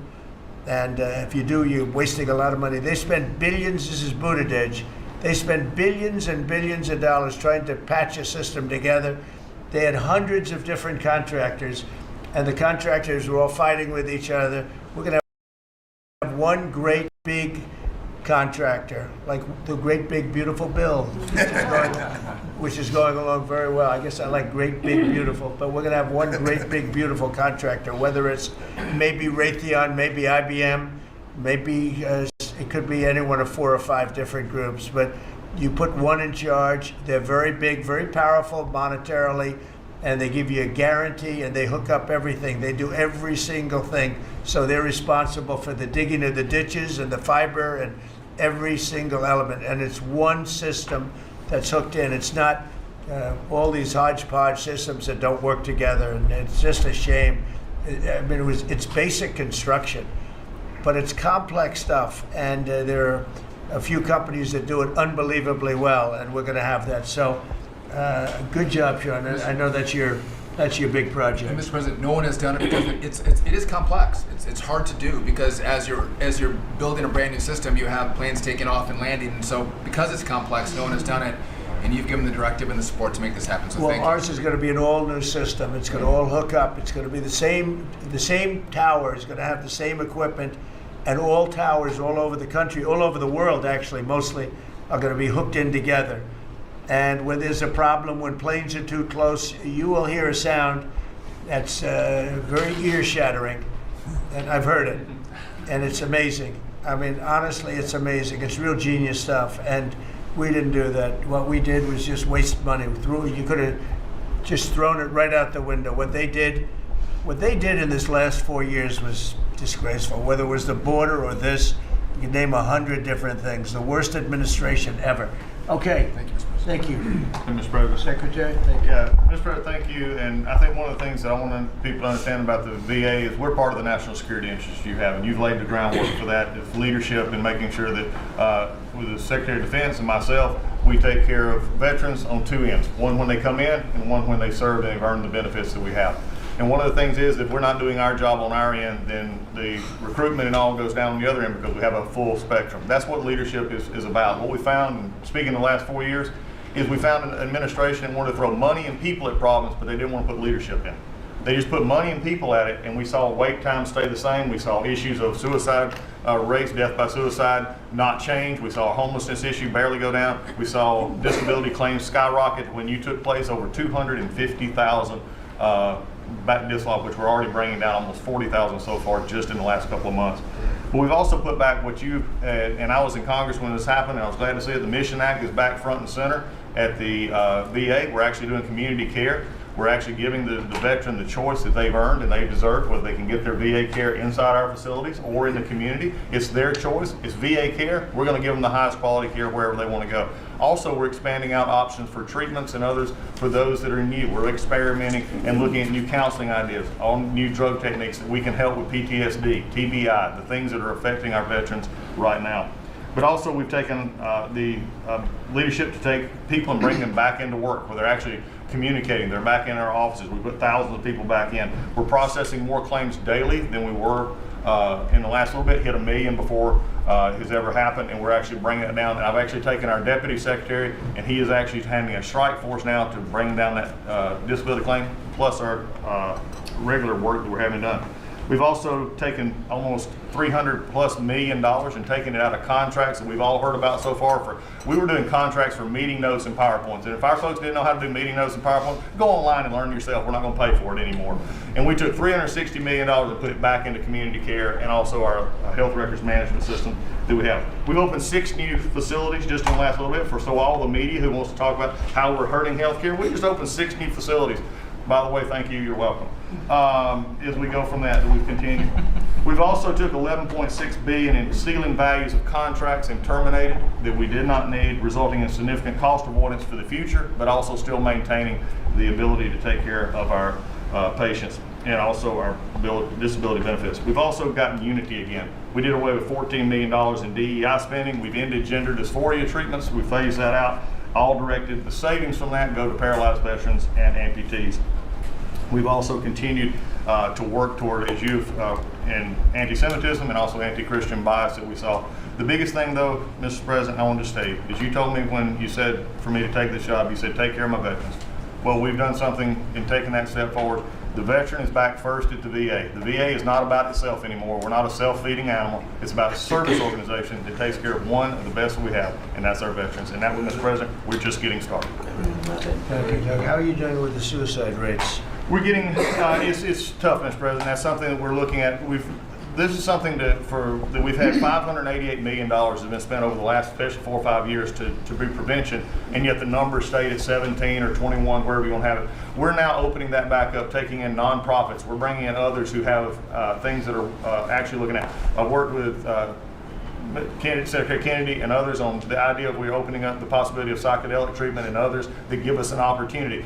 We got to research it, make sure it's good, but it's opening up that possibility. And I think, again, veterans are understanding now that we're putting them first. When I go to these hospitals, they're actually coming up saying thanks. We're back in where we need to be, and we're seeing a workforce development. So suicide is going to come down. It's also going to take some transition stuff that your Secretary of Defense has been very helpful on. We've got to transfer them out of the military so they come to us better, but we're working on that. Good. Very good. Thank you. Jameson? Mr. President, it may come as a surprise, but this has been the busiest 100 days in the history of the By the way, in history. You know, this is the biggest deal ever done. If you sold IBM, ExxonMobil, and 5 other companies together, it's peanuts compared to what we're doing. This is the biggest deal ever done financially in the history of the world. And I think we're doing great. You're going to see some big, big results. Go ahead. And I'll just say something that Secretary Duffy said in his context, because it's complex, no one has done it. So this is something, a reordering of global trade that hasn't happened since the end of World War II. And it's long overdue because we've seen manufacturing offshore under the old global trading system. With the net result of the global trading system is that all the manufacturing goes to Asia and other places. That's a system you have to replace, and that's what you're doing. They said you wouldn't be able to do global tariffs. We did it. They said everyone would retaliate. No one retaliated outside of China. They said no one would come to negotiate. We're talking to dozens of countries. They said no one would have offers. We have dozens of written offers. We have lots of countries in this week. This is like a break for me to come. You have the list. You have the list with all the countries that want to negotiate. Sure. They all want to negotiate. They want to make a deal. Don't zoom in on this. Yeah, this is like a tracker, right? We have all these columns of which countries have come in, when we started negotiations, who gave us an offer, are we in technical talks, and when do we expect to have deals done? Those are some weeks out, but we're working very quickly on this. Thank you. Thank you, Jameson. You're going to have a lot of fun for the next 3 weeks. Fun. It will be fun. Yep. Mr. President, the last 4 years, the world experienced a total lack of zero leadership under Biden, and then we've had 100 days of your leadership with respect, with strength, starting with there'll be all hell to pay if you don't let our people go. Dozens, over 40 Americans have come home under your leadership. Far more terrorists are no longer threatening the homeland under your leadership, pulling all of these agencies together, including the evil individual responsible for the Abbey Gate bombing, and to sit with the 13 Gold Star families, and you showing that follow-up and that justice has been incredible. But pulling this great team together, Mr. President, everything from revitalizing shipyards to cyber to space, that takes this entire team working together. It's an honor to serve you in this administration, and I think the world is far better, far safer for it. Amen. Thank you very much. The Abbey Gate is really important. This was a horrible thing.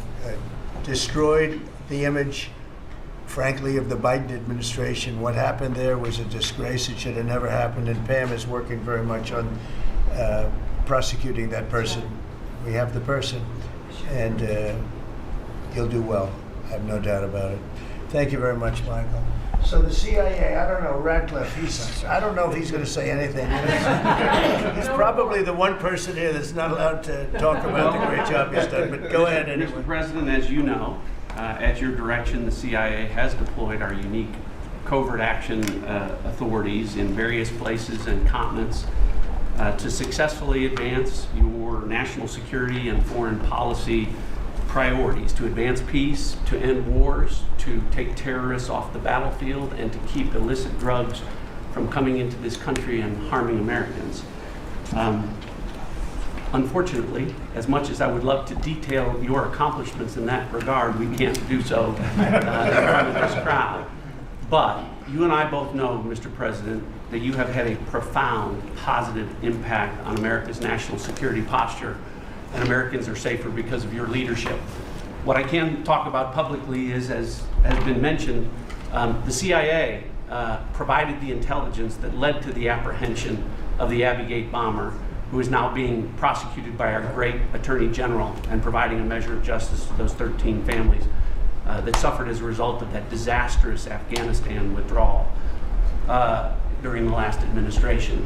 In addition, at your direction, Mr. President, the CIA has negotiated and secured the release of Americans like Mark Fogel and Ksenia Karolina, who have been wrongfully detained, sending the message that you will forget about no Americans that are being held in other places unfairly and unjustly. And finally, Mr. President, the CIA is being restructured at your direction to focus on our core mission and to eliminate the well-documented politicization that has taken place in the intelligence community from bad actors in the past, to focus on our core mission and to make America safe again. Thank you for the opportunity, Mr. President. Good job. You're doing a great job. Thank you very much. Russell? We're obviously involved in a number of budget bills that are moving, trying to make sure all of your priorities are reflected in the reconciliation. Working on our upcoming budget. Wonderful job by the entire cabinet on that front. Details soon on that front. Sending up precision bills to Congress for things that Elon has found. But the regulatory aspect is something we don't talk about enough. And right now you've given us a goal of 10 for 1. We are working right now with all of the agencies to rack up how big of a deregulatory agenda that we can have. When you came into office, you basically stopped $200 billion in costs to American families just by stopping the Biden regulatory agenda. That's about $2,000 per family. We think when we're going to hit these 10 for 1 goals that we could be in the neighborhood of about $900 billion in savings to American families that would be substantially bigger than that $2,000 number. And the point that I would make, in addition to just savings cheaper to the American people, there's an aspect of wisdom when you're enforcing these rules that comes into play. And I'm your regulator for the Consumer Financial Protection Bureau, and we found this small mortgage lender in Chicago. His name is Barry Sterner. He had a firm called Townstone, and CFPB had gone after him because he complained about crime in Chicago. Literally the same thing that the Democrat mayor had talked about, and they came after him for 7 years on a redlining disparate impact claim and ruined his life. We overturned that. We apologized on your behalf to that individual, and we basically, without having to go through notice and comment, we ended the policy that set that in motion. And so that's happening across these agencies with how they are using their enforcement discretion, and it will only continue based on the stonewall of backing that you've given us to make these hard calls. I don't think they're actually that hard, but no one's done it to this point, and we were able to go forward and do that because of the backing that you've given us. So maybe the biggest thing we're working on, maybe bigger than tariffs in a certain sense, is we call it the One Big Beautiful Bill.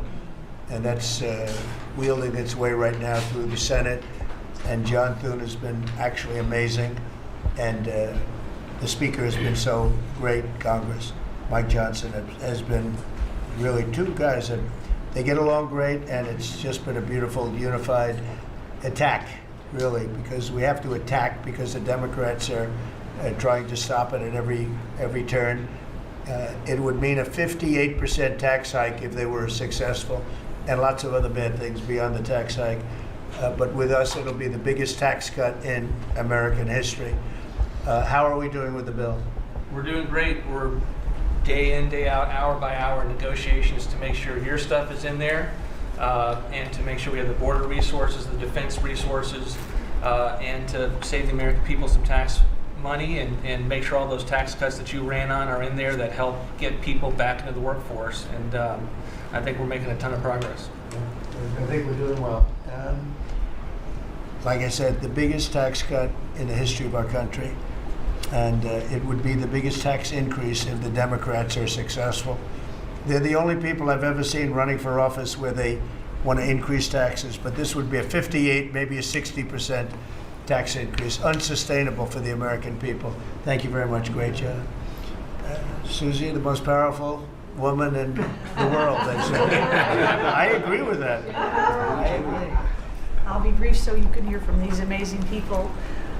Congratulations to everyone on 100 days. That's been it's unparalleled in my memory and best I can tell ever. But it hasn't been busy for busy's sake. The president's promises made to the American people have been kept time and time and time again. You all have been out there spreading the word with community groups in states and media. It hasn't gone unnoticed, and let's work hard for the next 100 and have equally as much success then. Thank you. And you're doing a great job, Susie. Yeah. I think everybody agrees, right? Yeah.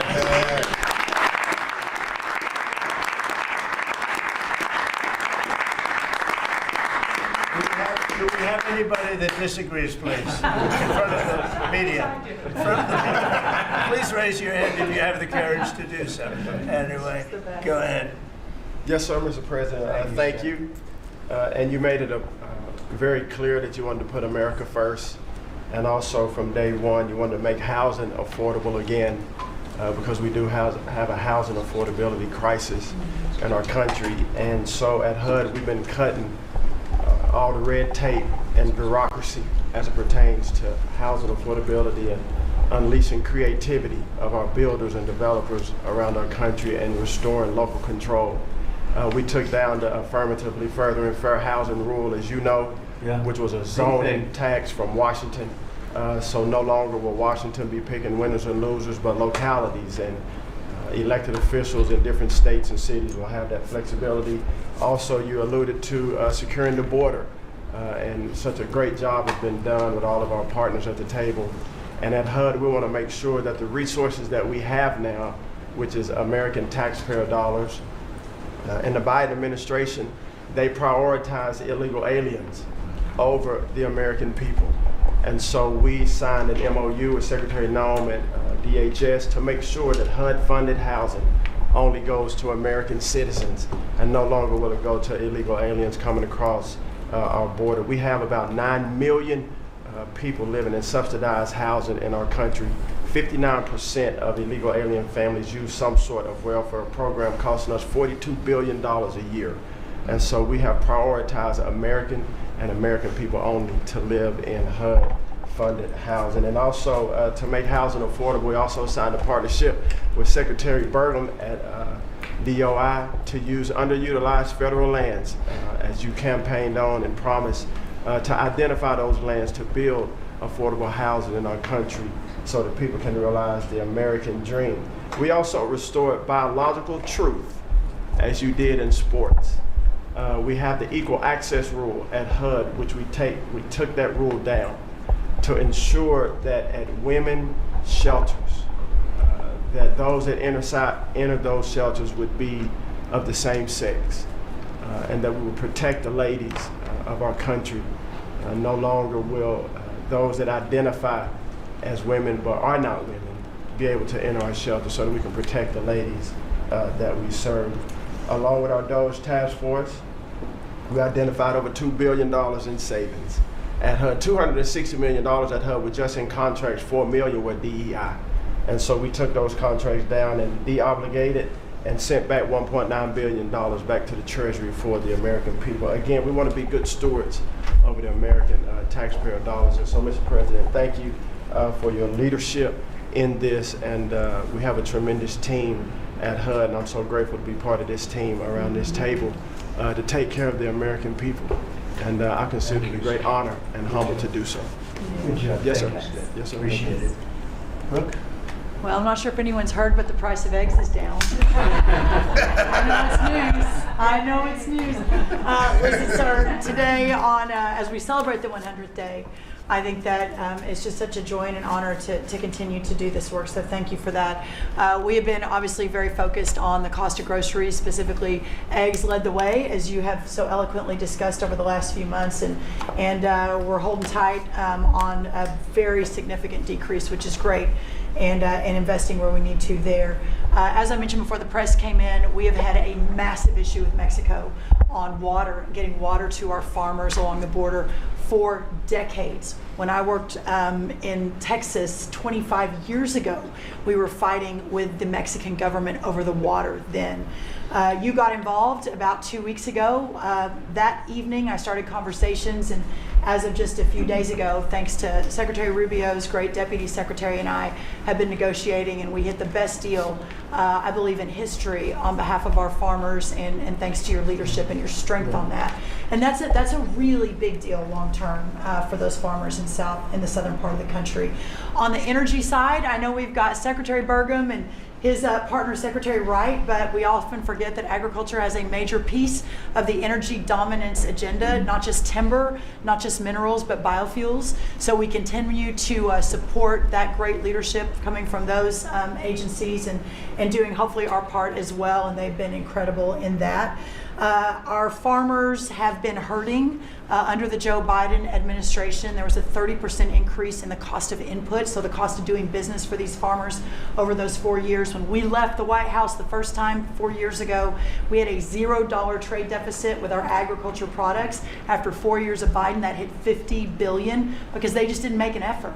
And so obviously that's $50 billion less dollars at a time of very thin profitability for our agriculture community. So the Congress passed because the last administration didn't get a farm bill done either, the farmers were hurting there. So Congress stepped in. I say all that and basically said $10 billion to move out. USDA, fastest in history, that money went out to those farmers that couldn't make plant their crops. And so I'm really proud of that, and you'll hear a lot of that from our farmers today, that this USDA is moving more quickly than any ever before. And we're not organizing money based on the color of skin and other ways, which was how the last administration was moving out.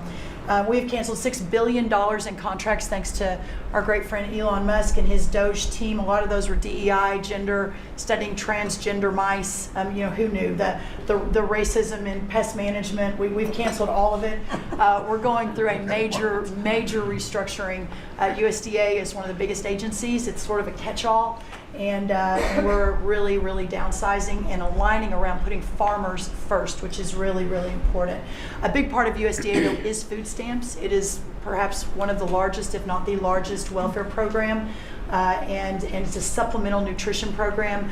Secretary Kennedy and I have been working very closely. We were in Texas yesterday talking about nutrition and agriculture. You can't make America healthy again without your farmers and your ranchers as your partner. So ensuring that our food stamp program and those at the bottom end of the socioeconomic ladder really have access to nutritious foods as we're facing an obesity crisis and a chronic disease crisis, which I'm sure Secretary Kennedy will touch on.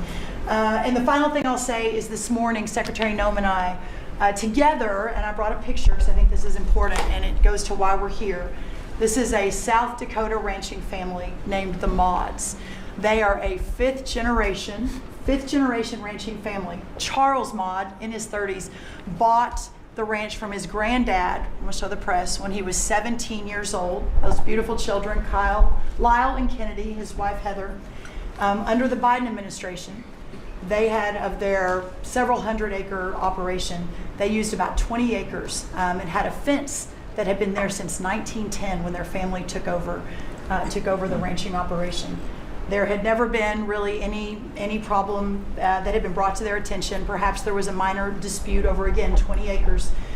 This family was indicted, prosecuted, threatened with jail time, told to find guardians for their children over a fence line dispute that the Biden DOJ pushed forward. So this morning, on the steps of the U.S. Department of Agriculture, with Secretary Noem, who was their governor, as the governor of South Dakota, which is where these great people are from, all charges, criminal charges, were dropped, and I really appreciate the Department of Justice. It was a really big day as we sent the signal that the over-criminalization and using government, and you know this better than anyone because you were in the crosshairs for so long, that those days are over and the regulation through prosecution is no more. And so this family is one of many that we'll now be talking to ensure that never happens again. Good. Thank you. Thank very you. much. Great job. Please, Scott. Sir, it's been a momentous 100 days with you at the helm, and I view this 100 days as setting the table for peace deals, trade deals, tax deals. So the next 100 days will be harvesting. You've created negotiating leverage and leadership that are going to yield remarkable results. Energy costs have plummeted. Mortgage rates are down, food costs are moving lower, and American families are finding their financial footing again. I had a group in today. America, under your leadership, is on the verge of becoming an AI superpower, that our economy had become barbelled.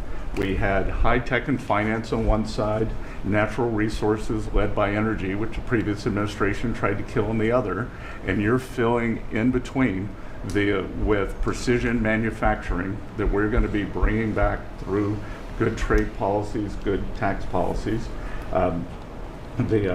Under the DOGE at Treasury and the IRS, cost, tech support, and efficiency have increased.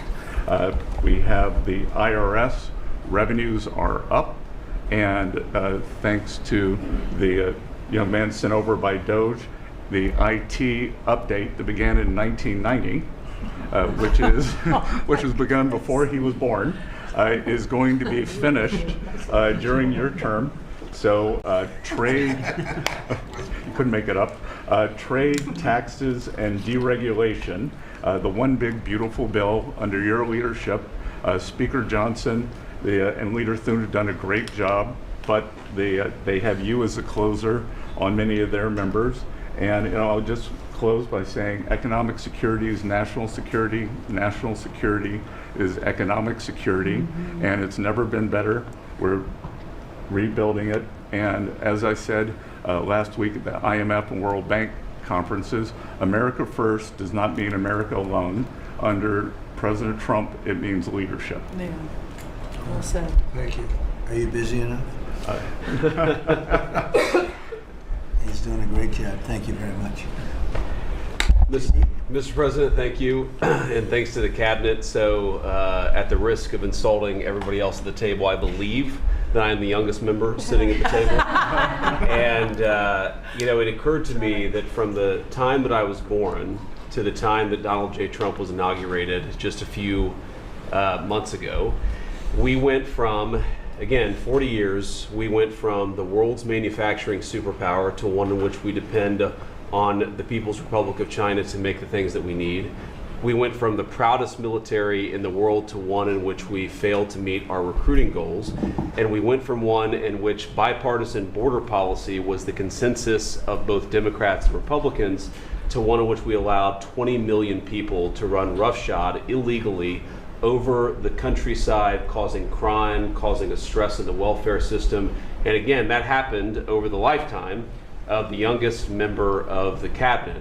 And what has happened in 100 days is that we've started to reverse every single one of those negative trends. And I think what it shows to me is that the president, and you sit in the Oval Office and you see these portraits of presidents past, and let's be honest, most of them have been placeholders. They've been people who have allowed their staff to sign executive orders with an auto pen instead of men of action. And the reason the media attacks this administration as chaotic is because the president is solving the problems the American people set about to solve. He's actually doing the things that he promised that he would do. And Mr. President, it's been an honor to be part of it for the past 100 days. And let me just make one other observation, because it's interesting. I've seen the data, I've monitored it, I've looked at it, but the most underreported fact of the first 100 days is that we came in with a massive recruitment shortfall. And in 100 days of Secretary Hegseth and President Trump's leadership, we now have people breaking down the doors to join our military. To the media assembled here, it's a really interesting question. Why has that happened? Completely aside from the fact that I think it's a good thing, or I think that President Trump deserves political credit for it, why did we go from a military where people didn't want to serve to now all of a sudden they do want to serve?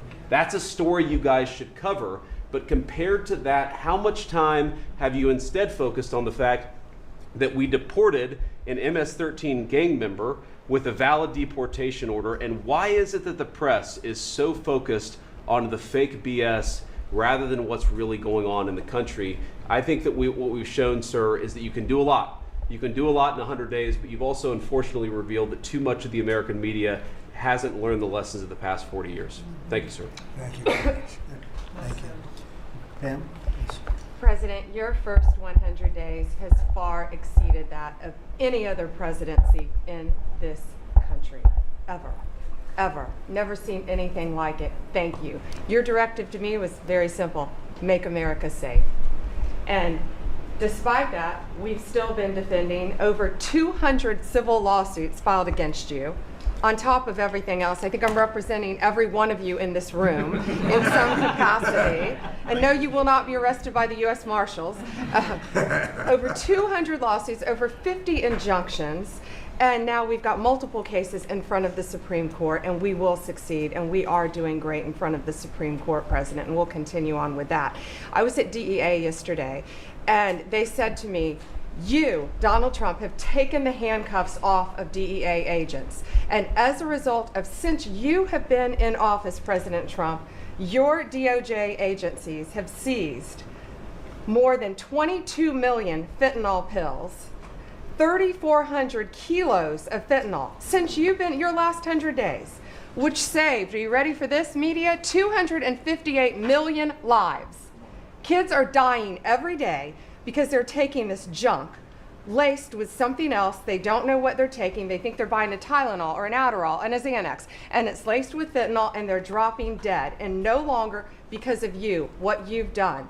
ATF, since you've been in office, President, along with DOJ agencies, seized 14,500 guns off the streets. Why aren't people reporting that? 651,000 rounds of ammo. That's up 151% from 2024. That's keeping America safe. We've rescinded death penalty. We are now seeking the death penalty on cases. I'm signing death warrants. We are going after terrorism. We are going after arsonists. Whether you're burning Teslas, we will see. We've arrested 9 people so far in 7 jurisdictions. No negotiations, 20 years in prison. Or you're burning down the governor's mansion in Pennsylvania. We will be there to protect you. And I've been talking to Governor Shapiro, and he greatly appreciated you reaching out as well. ISIS terrorist. We got one in New York, right around the corner. We got an ISIS terrorist in New York. We have an October 7th task force. We just broke up a huge human trafficking ring by the Sinaloa cartel. 1,000 pounds of methamphetamine on our streets. Ton of fentanyl, 20,000 Molly pills. Those are the drug of choice among at clubs and bars for young kids. They were fake, but you know what they had in them? Fentanyl. That's 20,000 lives saved because of you, right there. We brought back 29 cartel members from Mexico at your direction, and one killed the Kiki Camareno, a DEA agent, in 1985, and many of us got to talk to his widow and his son, who is now a judge. And they started crying. They have tried to get that guy back forever, and thanks to so many of you in this room working together, they have justice. They were crying on the phone because of what you did, President Trump. Thank you. We're going after anti-Semitism. We're unleashing everything you told us. No more DEI, no more weaponization. We have rescinded, as I said, 200 policies, and I could go on all day long, but we are doing everything in our power to keep America safe at your direction. Thank you. Thank you, President. You're really doing a great job. Thank you very much. Okay, let's go. Nice to see you, Mr. President. Well, first of all, I think what you've heard amongst this team is the leadership, because it's given us the latitude really to collaborate amongst each other, not only in this room, as Jameson mentioned, we kind of get a break for a couple of hours here, but we stay in contact actually every other day that we're working for you. And I think what that says is I was speaking to, for instance, the Farm Bureau of Texas yesterday. I'm not the Ag Secretary, but it matters to the workforce. I'm working with the other secretaries, Letnick and McMahon, on education and the workforce investments that you've asked me to do. Because as you've come in and negotiated these great repatriation of these companies and the investments, we're going to need that workforce to build back this economy. And I couldn't see that more as I've kicked off my 50-state tour. We've been in 5 states so far. We'll finish all 50 states by the end of the year. And what we're talking to is the American workforce and these companies about what the market demand is. That's the difference, that we finally have made that connection. What do they need? How quick do they need it? And how fast can I get these either apprenticeships toward that million that we've put that lofty goal? We've already added 80,000 new apprenticeships already just since January.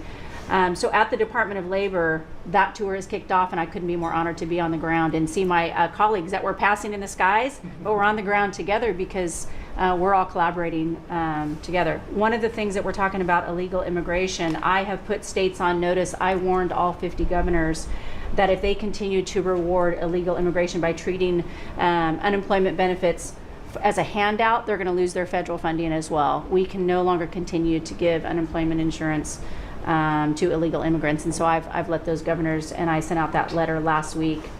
We also eliminated discriminatory DEI offices within the department, specifically the Office of Federal Contract Compliance Programs. Most of our federal contracts were really just to focus on DEI enforcement. We were really punishing a lot of these companies. If they weren't complying, they weren't going to have a federal contract. We've let go of that program completely. $4.4 billion in unspent COVID funds came back to the Treasury from the CARES Act. Billions were collecting dust in these coffers, in the state coffers. We've asked for that money back to return to the Department of Treasury. We saved $250 million by canceling America Last, is what I call it, foreign handouts, including funding for things like transparency and accountability for Uzbekistan cotton industry. It doesn't make sense that we're funding these foreign, and thank you to DOJ and to the government efficiency, what we have found with the fraud that we're seeing. I mean, some of these things are so ridiculous you can't believe it. No, I write them down and I read them more than once. Cotton Like, this farmers? can't be true. Yeah, it doesn't It make sounds like sense. a comedy sketch. That's right. And so again, with the executive order preparing Americans for high-paying skilled trade jobs of the future, that's our goal. The trades is where we're being focused, but all companies, and we want to make sure we're on hand for that. And what I want to say is thank you to government efficiency, because you asked us, when this transitions out, will our departments and our agencies continue that government efficiency? And I think that we've surpassed that in the Department of Labor. Out of our 14,000 federal employees, 3,000 have taken the DRP, and we offered it again. So over 21% have taken that offer. And we'll keep our critical workforce, MSHA, OSHA, and wage and hour, and make sure our workers stay safe. So with your leadership, Mr. President, I couldn't be more honored to serve. I know we were probably the last to know each other, but we're getting to know each other well. And the team that you have assembled is really an honor to serve with. So thank you, Mr. President. Thank you. You're doing great. Thank you very much. Chris, please. Mr. President, you ran on unleashing American energy. And 100 days have shown the tremendous impacts that can arise from the unleashing you have enabled. I'll just hit a few highlights. Number one, oil, gasoline, and diesel prices are the lowest they've been in years. How does that happen in 100 days? That's a messaging. Your message that we're pro-energy. We're not against energy, we're for it. That sends a message to the marketplace that supply is easier to grow now and supply will be coming. And that's already led to tremendous savings for American consumers across the country. And we need not only more affordable energy, but we need a lot more energy. One highlight I think a couple of us have touched on is AI. This is a new emerging critical industry that's very energy intensive. It is not acceptable for the United States to not be the leader in AI. We must win the AI race and lead in that, and that's going to take a lot more energy. If you had not won election, we would not have won the AI race. Full stop. Energy would not have been there to enable us to win. reshoring of manufacturing. These trillions of dollars you let off with, it's going to come back to our country to make chips, to make steel, to make automobiles, to make artificial intelligence, to make all of these industries we've outsourced. That's only going to be possible with way more American energy. But we have that energy. We have those resources. We have those businesses. We have those capitalists. We just need to stop standing in the way of them and follow the lead you've set, which is to enable them, not to subsidize them, not to help them, to enable them to invest American money and create American jobs here. Regarding our balance of trade, the second largest export of the United States is liquefied natural gas. Second fastest. In the next few years, it'll be our largest export in our country. But yet, 18 months ago, the Biden administration had said, we're going to stop issuing permits for new LNG export terminals. That's just nuts. That's a great competitive advantage we have, huge balance of trade driver, a huge industry just coiled and ready to go. I just came back from Poland last night. They are thrilled that America's back in business again and that the rest of Europe can get off of Russian energy and can enable their own economic growth with secure, reliable, affordable energy from the United States. I also witnessed the signing ceremony for a deal between two large American businesses to build a huge nuclear power plant in northeastern Poland, the first of this design built in Europe. It'll be the first of many. I spoke with many other nations over there. They want to buy more American gas. They want to get American technology.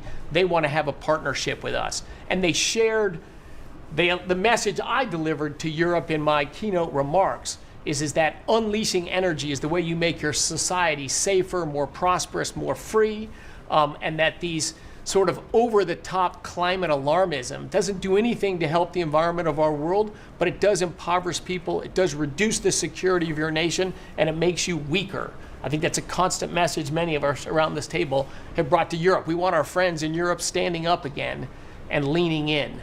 A lot great is happening under your leadership. We're unleashing consumer products that Americans wanted to buy that Biden was making illegal. I'll be in Georgia on Friday at Renai's manufacturing plant. Tankless natural gas water heaters. Incredibly popular product. They almost became illegal. The return of common sense is incredibly welcome across this country, across the world. And back to Elon, that extra thing, we're going to deliver all of this with less people, less money, less burden on the U.S. taxpayers. Not smaller departments and smaller services, better, more thoughtful services done more efficiently and smarter. The way you'd have to run a business. We've got to get our fiscal house in order, and you and the people around this table are making it happen. Thank you, Mr. President. I'm honored to be here. Good job. Thank you very much. Please. Yes, Mr. President, you are 100% correct. The border is 99.99% safe, under control.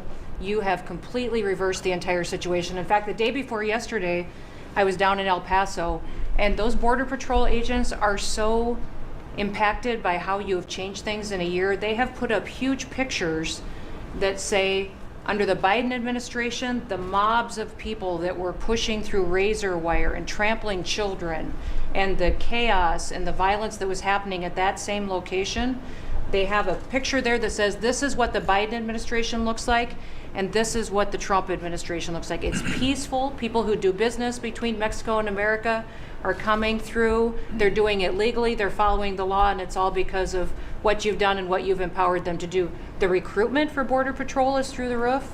For ICE agents, they want to be a part of ICE because they recognize they actually get to do their jobs. I have the Coast Guard too. Coast Guard recruitment is up over 20% just in the last 60 days. Everybody wants to be a part of what the heritage is of this country. We've repositioned the entire Coast Guard fleet to focus on border and drug interdiction. As we've secured the border, the cartels have gone to the water and are going out in maritime waters to move their drugs into this country. The Coast Guard just in the last 2 months has taken into custody over 126 tons of cocaine, millions of doses of fentanyl. It's just amazing. And the aliens that they are deporting is incredible too. We've been working with all of them. The one thing that I want to point out is the fake news has been saying that Biden deported more people than you. And it's an absolute lie. And they're letting the Biden administration get away with manipulating and cooking the books. What they're counting for the Biden administration is every single person that came to that border that they processed and let into this country. They're allowing Biden to say that was a deportation just by processing somebody and letting them come into the country. It's absolutely false. It's not true at all. You have deported over 250 known terrorists. You've deported thousands of foreign terrorist organization members and gang members, hundreds of thousands of people that were in this country illegally. We've collected $30 billion worth of tariffs through CBP, and we've also collected millions and millions, hundreds of millions of fines and penalties from people that have overstayed here in this country. So I just want to thank you. You've been a game changer. I want to thank Pete for his leadership at DOD and what they've done. I want to thank Marco for his diplomacy and getting us travel documents into these countries. Mexico has finally come to the table and now is going to take a lot more people that we're able to send back to that country. And the president of Mexico told me, sir, she turned around over 500,000 people in Mexico before they ever reached our border. We should be counting those as deportations because they never even made it to the border because she turned them around because you forced her to. So those are all people that never even came here because they got the message because you were so aggressive. So thank you for what you're doing. And every day we get up and do jobs that matter. And we appreciate that. Tom is doing a great job. Oh, yeah. Tom's a great messenger for us. He just, yeah, he's hardcore. Yeah, thank you. He is hardcore. Yeah, he is. No question about it. Kelly? Mr. President, it's such an honor to serve in this administration. And on behalf of Main Street America, for our 34 million small businesses that make up 99% of all businesses in this great nation, I have to tell you, under your leadership, Main Street is open for business again. They're thriving and they're investing. And the data that we have at the Small Business Administration, the loans that we're putting out, a record 26,000 loans in your first 100 days means that 2,000 small businesses each week are receiving that funding, that investment in the future. Small businesses create 2 out of every 3 new jobs in this country, and we've already seen under your leadership the jobs economy is back. Manufacturing jobs are back. We've seen a 38% increase in manufacturing loans. We put out 1,500 manufacturing loans in your first 100 days. We saw startups increase by 54%, and we saw businesses under 5 people increase by 95%. So your leadership on the economy matters to every region of this great nation. I'll tell you, on the manufacturing front, I'm out on a national manufacturing tour. We've met with 250 manufacturers, and as I walk through the factory floors, they all ask me to thank you for fighting for their jobs, for these industries, and for the people who are creating things from pharmaceuticals to aerospace, to food, and all these essentials that this nation needs to be independent and strong. And to that end, I'm working with Congress. We'll be announcing tomorrow an upsizing of our manufacturing loans to make sure that that economic engine, because 98% of all manufacturers are small businesses. It's incredible to walk through these factories that are really creating what you had in your first administration, the blue collar boom. It's now a new collar boom because it's the intersection of technology and manufacturing and what they can create for our war fighters, for our aerospace, for pharmaceuticals with less than 300 to 500 employees, sometimes 100 employees. I was at a factory in Georgia on Monday that is creating machines to help with the Iron Dome in Israel, less than 50 employees. This is the engine of our economy. It's the heartbeat of our communities. It's the small businesses that helped elect you because they needed your economic agenda. So thank you, Mr. President. It's such an honor, and congratulations on an epic 100 days. I do have to thank Elon. I do want to note, we just cut $3 billion in contracts because of Doge's work. That's $3 billion that hardworking families that won't have to work until April 15th to pay for the waste, fraud, and abuse that we continue to find in this government on behalf of taxpayers. So again, thank you, Elon, as well. Thank you. Great job, Kelly. Thank you very much.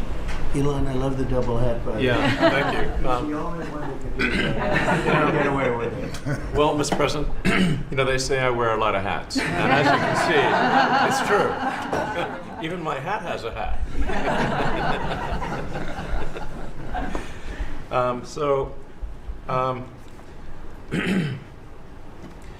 You know, the American people voted for secure borders, safe cities, and sensible spending. And that's what they've gotten.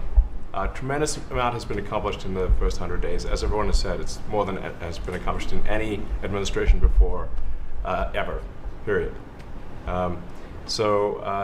This portends very well for what will happen for the rest of the administration. I think this could be the greatest administration since the founding of the country. Well, we all want to thank you for your help. You know, you really have sacrificed a lot. Been treated very unfairly. Well, they do like to rent my cars, which is not great. You know, could be better. But you have been treated unfairly. But the vast majority of people in this country really respect and appreciate you, and this whole room can say that very strongly. You've really been a tremendous help. You opened up a lot of eyes as to what can be done, and we just want to thank you very much. And you know, you're invited to stay as long as you want. At some point, I guess he wants to get back home to his cars and his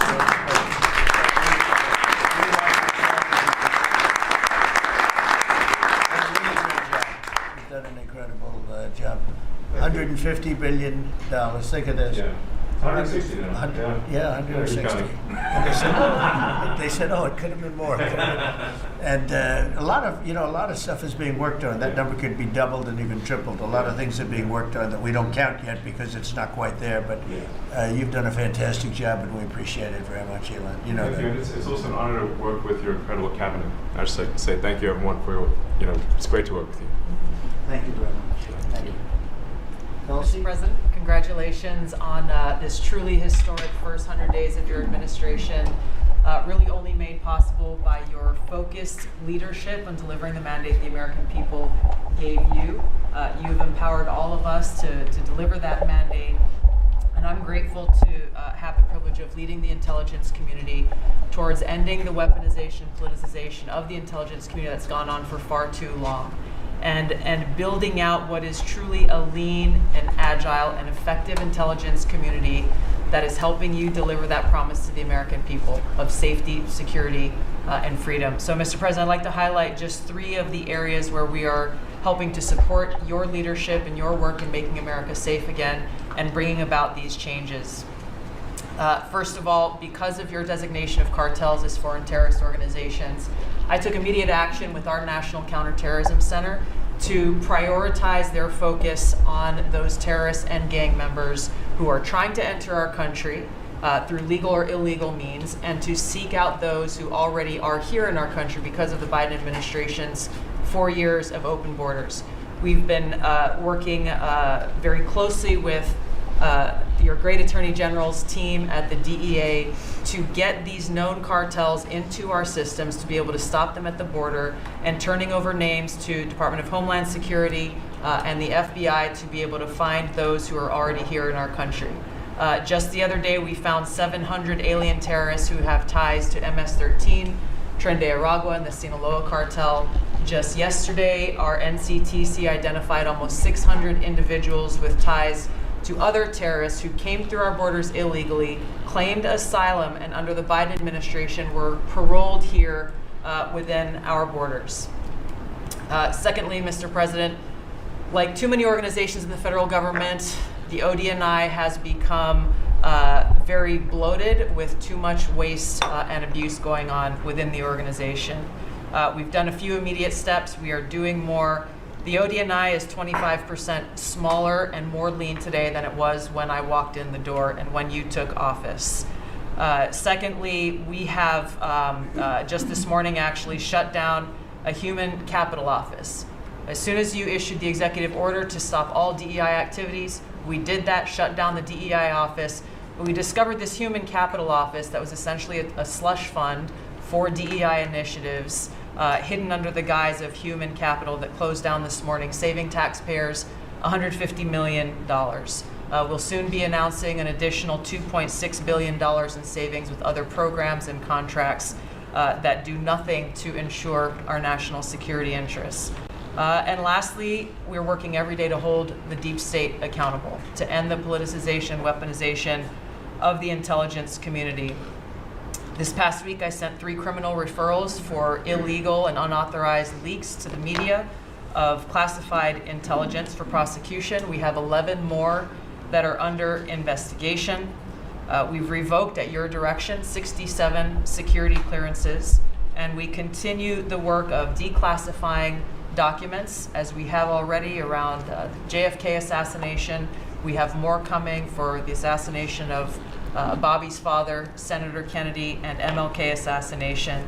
And we continue our extensive investigations around exposing the very serious issues we have related to election integrity, illegal abuses of FISA, Crossfire Hurricane, and others. Mr. President, under your leadership, we are working every day to bring about that transparency and accountability that the American people deserve. So thank you for the opportunity. Great job. Thank you very much. Lee? Mr. President, at the Biden EPA, the Green New Deal was raging. At the Biden EPA, we saw billions of tax dollars burning. At the Biden EPA, we saw industries suffocating. But at the Trump EPA, the Green New Deal is dead. At the Trump EPA, we know that we can both protect the environment and grow the economy. I have 13 pages of accomplishments from our first 100 days in here, and in it, part of it is